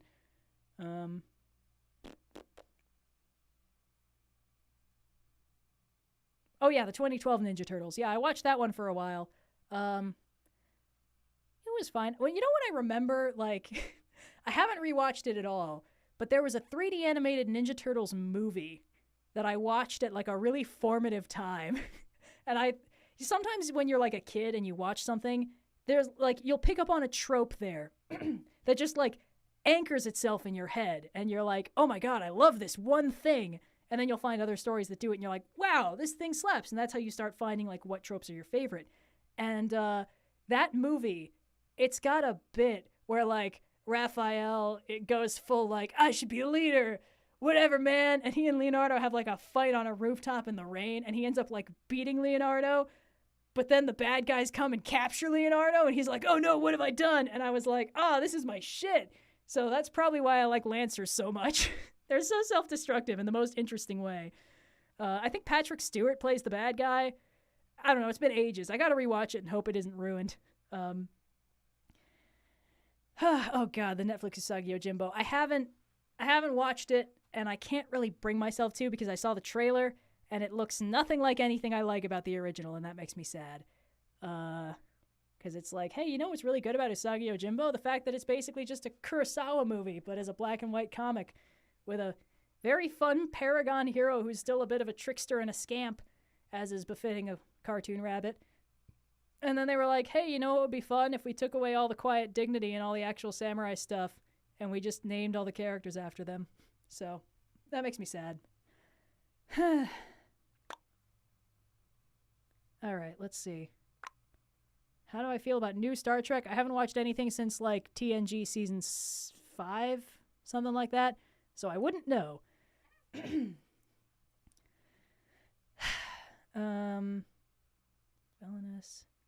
Do I have a favorite Next Generation episode? Oh, man.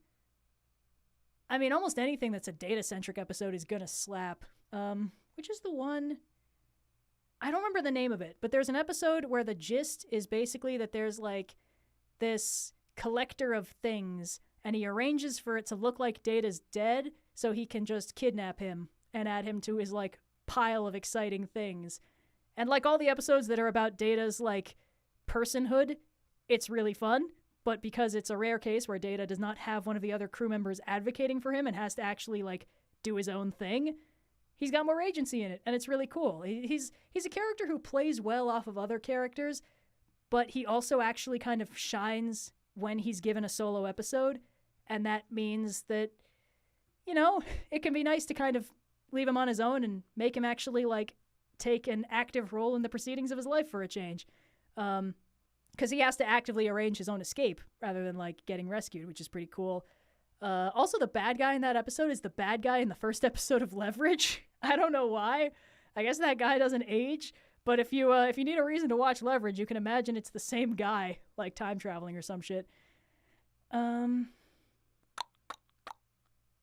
What We Do in the Shadows. Didn't watch What We Do in the Shadows. I know it's good, just wasn't really into it. Have you seen Overlord? Oh, wait, hold on. Is Overlord the isekai with the guy who looks like a big skeleton monster? Because I feel like I watched, like, the first episode for the isekai, or the Magical Otherworlds episodes. And it was, like, fine, I guess. I don't remember if it's the right one, though, so... Yeah, guys, I know the solo hour is coming up on 3 hours. I'll probably stop soon so that I don't, like, die or lose my voice before I have to record a podcast tomorrow, but, like, you know. Okay, yes, Overlord is the one I was thinking of. Yeah, I watched, like, the first episode, and then I looked up the plot summary of the rest of it, or, like, the later episodes, and I got to the part where he's like... Here's the thing. I've seen it described by people who like it as, like, an examination of the nature of what omnipotence does to your moral compass in a world that you don't perceive as real. Which seems like a charitable interpretation of a show that appears to be about, what if you were the most OP guy in the world, and anytime people thought they could stop you, they were wrong. And also... you had a really sexy, like, demon maid, and she wanted to knob you, and that was really cool, and you were a neat skeleton man. Wouldn't that be cool? And, that seems to be about as complex as it ever gets. So I wasn't really all that interested.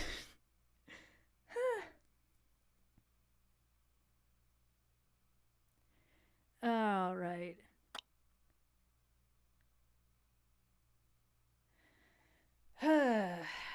Let's see. Have not seen Gurren Lagann. Watched a little bit of Our Flag Means Death, as mentioned. I have not watched Yu-Gi-Oh! Arc V because I don't think that Yu-Gi-Oh! Works as a basic premise. I feel like Yu-Gi-Oh! Works in spite of its premise, and the farther they lean into the card game thing, the worse it gets.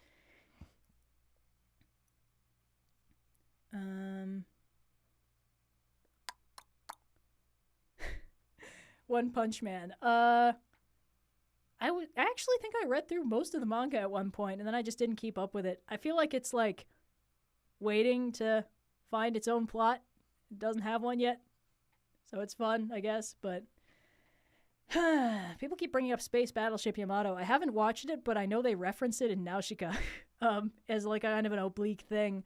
There's like a submarine sort of looking thing crashed on the beach that the people of the Valley of the Wind use as a shelter of last resort during the Omu Stampede.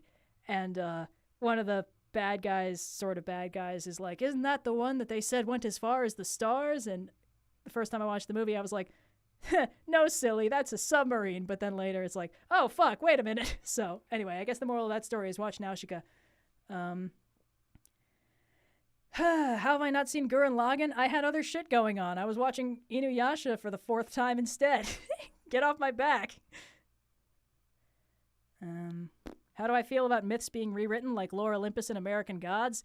I have no opinion on it. I think that the fluid nature of storytelling is one of the only constants of the human race, and I think it would be weird to tell people, no, these ones are off limits.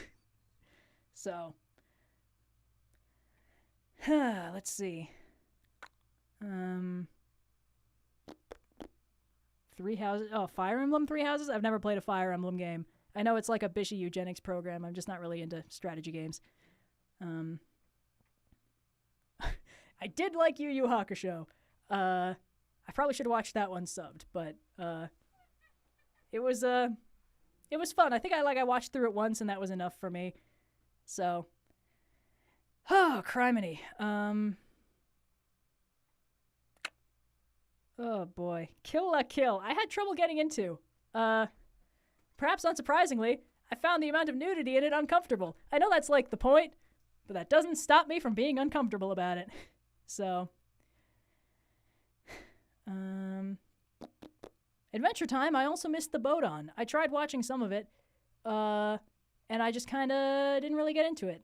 I think I was a little outside the age bracket. It's one of those shows that, like, when I learned it was getting dark, I looked up the parts that were really dark. I think the part that got me was about the Ice King, because, you know, it kind of there's the episode where, like, Marceline reveals that she knows who he is and is very frustrated that he doesn't remember. And I saw that musical number about it, and I saw some of the episodes of flashbacks of when she was little and he was sort of raising her in the wreckage of the Mushroom War, and I was like, wow, this is really dark and exciting, actually. And I think those were the episodes written by Rebecca Sugar, so that's how you know they're good. And then the rest of the show was not that. I just kind of didn't catch up, and then it ended, and I was like, all right, whatever. So I guess it might be worth revisiting at some point, but I just kind of missed the boat on it. It looked a little too, like, lol random and ridiculous early on, and then it kind of delved into just, like, the absolute horror of its own world building. And that's what I want to see. You know, I want to see that kind of variation, but it didn't really seem very consistent between them. Shaolin Showdown, I've watched a couple episodes of when I was definitely outside the age bracket for enjoying it. I just kind of couldn't get over that, like, this is it's such a small thing to be like, that's a little weird, but I was like, the lady voicing the main character is definitely a white lady, and I don't know if that's an accent I'm comfortable with her doing, and that was just, you know, that was whatever. Again, wrong age bracket for it. I wouldn't have thought about that shit if I was 10. Attack on Titan. Oh, boy. I read, like, a lot of the manga, and then I was like, all right, this is no longer what I'm interested in, and I tapped out. I got interested in it kind of, it's interesting. It and kind of Game of Thrones were, like, sold to me at the same time for the same reasons, which was, hey, it's like a show where anyone can die, right? Like anyone. And I was like, cool, that doesn't sound fun. That sounds like a reason for me to not get invested in anybody. But whatever, I guess. And I didn't really pick up on Game of Thrones because they were also like, yeah, it's great. There's so much nudity. And I was like, I'm good. But with Attack on Titan, they were like, yeah, it's great. There's so much heart-wrenching tragedy. And I was like, yeah, I'll check that out. And then Eren got eaten and turned into a Titan. And I was like, oh, okay. So the stakes are gone. And then the stakes were gone. And I just kind of lost interest. And then it just kind of kept getting weirder, so I don't know. One Piece. You guys are never going to get me on One Piece. I'm adamant about this. I have shit to do. Haikyuu. I've never been into sports anime. I feel like if I'm going to be watching an anime, it may as well have, like, fantastical elements. And I'm not interested in sports in real life. I watched Free, but that was under duress. I had a friend who was very insistent about certain anime being watched in college, and I watched all of Free under those circumstances and remember nothing about them. 50% off. The abridged series is great, though.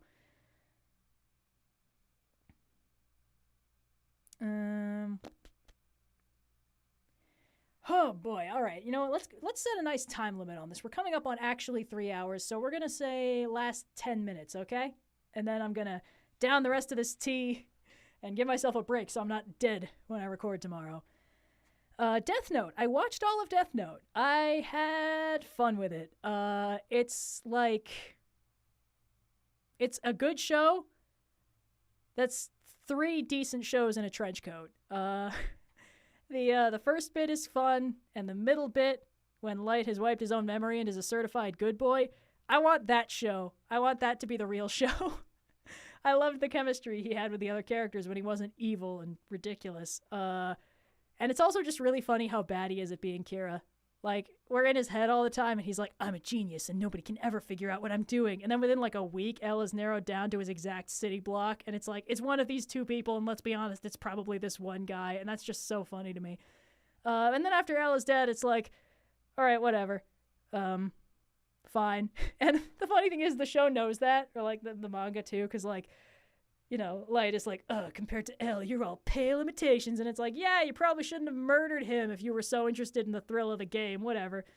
But yeah, it's a lot of fun. And I read the manga chapter because I was told that the anime and the manga had slightly different endings, where the manga ends rather than him having his, like, moment where he runs away and reminisces about the child he used to be before he was, like, evil and stuff. In the manga, Ryuk is like, yeah, I wrote your name in the Death Note. And he's like, no, don't do it. And then he dies all sad and pathetic. And I was like, that seems more like what he deserves. I don't think he really needed that closure and that beautiful sunset moment where he sees L's ghost in a completely heterosexual way. I don't know.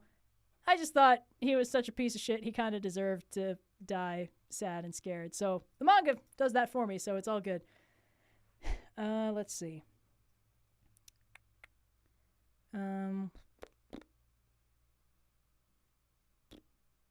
Have I read Animorphs? I did. I read a whole bunch of it when I was younger. I didn't read all of them in order because I was reading it at school and I don't know if we had all of them in order. So I skipped around a bit and got a little confused. And that will definitely have aged weird. Because at the time I was the age of the characters and I was like, hell yeah, I'd love to turn into a bear. But then, of course, the whole thing was actually about child soldiers and how bad that is and stuff. So I feel like reading it now, I'd be like, ha, cool, nightmare fuel.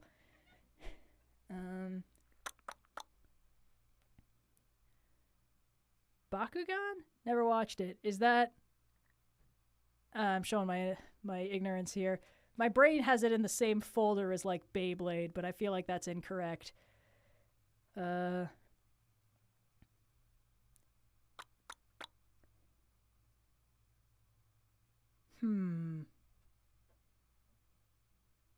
Sorry, I'm just waiting for chat to give me something good. Favorite Discworld story? Ooh, read the Guards novels. They start off really jaded and, like, kind of angry, and then they just sort of get better from there because that's really following the mindset of the main character, Vimes. And it's just really good. So, and it's like a fantasy police procedural. And one of the police, Captain Carrot, is the true king of Ankh-Morpork, which is just really funny because he's like, yeah, like everybody knows this. It's like an open secret. The patrician of the city knows. Vimes basically knows. Carrot won't admit that he knows because his whole thing is that he's just a dumb, good-natured himbo type. But, like, he definitely knows. And he and the patrician are kind of, like, running the city by way of making sure that Vimes always has enough power to keep everybody else in line. It's great. It's really fun. Highly recommend. The Locked Tomb. Gideon the Ninth and Harrow the Ninth are both really good. Gideon the Ninth is like a murder mystery set in space, and Harrow the Ninth spends like 80% of its own runtime gaslighting you about the book you just read, and it's delightful. Every book is a completely different genre. Highly recommended. I will say, I feel like Harrow the Ninth is a tough read. Like, if I didn't sort of have secret foreknowledge of what the hell was going on, I don't know if I would have been able to get through it because it's just so weird. And like, I'm not kidding. It shows you flashbacks of things that happened in the previous book, but they're different and weird. And it just gets more and more unhinged as time goes on. So if you don't know what's happening and you can't put it together and you're expecting the book to be straight with you, it might be hard to get through, but definitely recommend. Definitely look through it. Rings of Power. Is that still happening? I've seen nothing about it and I have no interest in watching it. It's like, guys, Lord of the Rings was good. The Hobbit was bad. You're not going to make it good again by going even farther back in time to when things were even less relatable.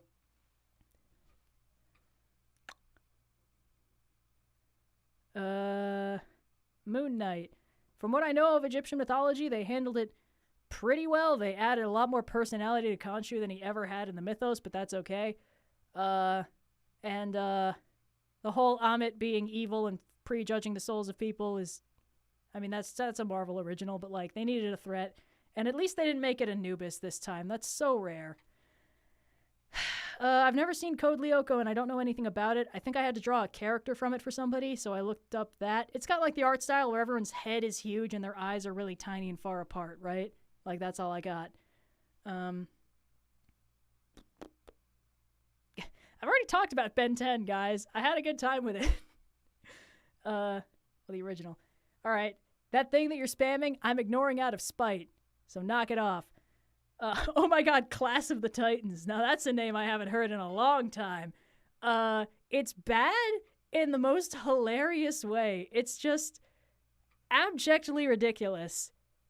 And like, the animation style is chunky and hard to get used to. And it's like the proto Percy Jackson, and then all the characters running around are like sort of demigods, I guess. I don't remember what exactly the explanation. I think it's that they're descendants of like Greek heroes and gods and stuff, which is fun. And it's clearly like voiced by most of the same crew that did X-Men Evolution, so they've almost all of them have parallels in it. It's like good concept, ridiculously bad execution. It could have been really fun. It's a concept that a lot of other stories have made work. It just didn't work. It was really laughably awful when I tried to watch it. Highly recommend everybody check it out. I think it's like impossible to get in HD and possibly also impossible to get on DVD because it just kind of got unpersoned. That happened to a lot of cartoons. They like came out and then they were fine, and then they quietly disappeared because they weren't actually good. Oh boy. Totally Spies. Never watched that one. Missed the boat on it. Is that... Okay, hold on. Is that the one with the three girls with the color-coded spy outfits, and like there's that one scene with the laser in the mirrors where she like puts the laser between the mirrors and then she uses it to melt a hole in a door and everyone lost their mind about how that's not how physics works? Is that... Because if it is, all I know about that show is that it's apparently packed to the gills with like weird fetish stuff, and that didn't make me want to watch it. So, oh no. Yep, alright, and the first comment confirming that it's the right one is, yeah, and all the fetishes. I don't understand how shows keep getting away with that. I was watching the Quentin Review's like 13-hour Victorious review, and before that the like 5-hour iCarly review. Highly recommend that if you need roughly 24 straight hours of content in the background. But he was also talking about like, hey, isn't it weird how they're doing so much stuff with feet? Let's not examine that too closely. And I just gotta wonder how these showrunners keep getting away with shit like that. It's like, we're making a show for children.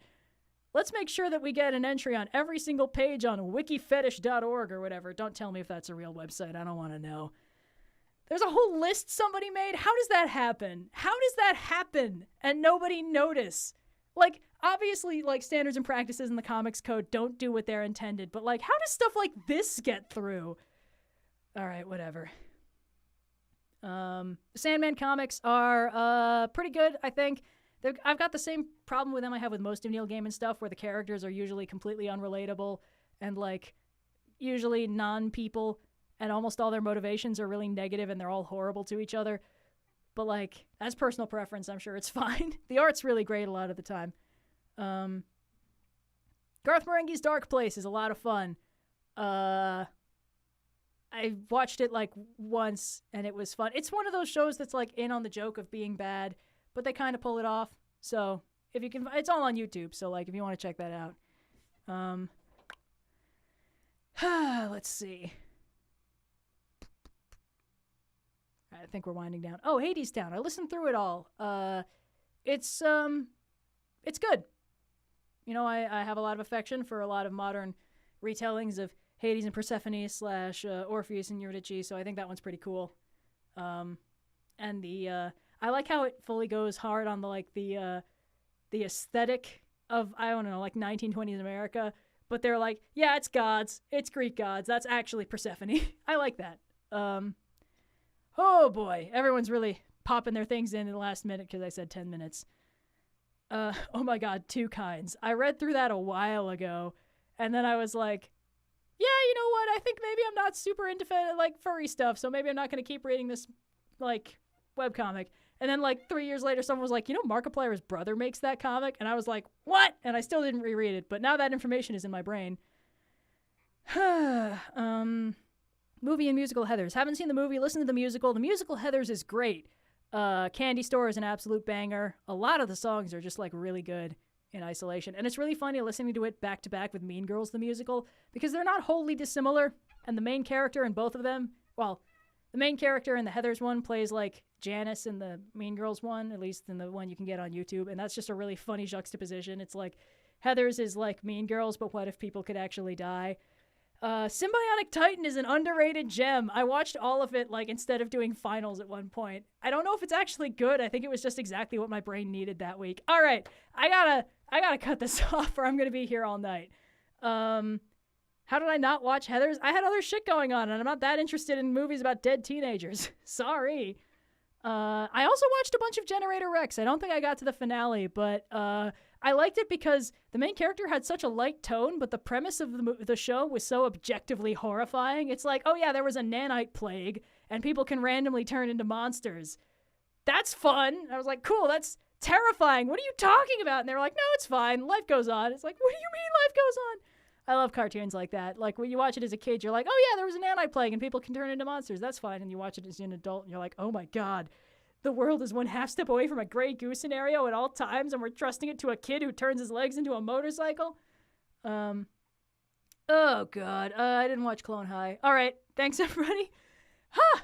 Wow, this was great. I went into it with no plan, and I ended up talking for 3 hours straight about shows I watched, and somehow 2,000 of you stuck with me for it. So that was fun. Probably more of these in the future, although not for a few days. I got to give my voice time to rest, and I have like 3 really long things I need to record this week. So objectively, this was a bad decision, but you know how it is. All right. Well, thanks so much for tuning in, and I will see you all the next time I'm on a stream.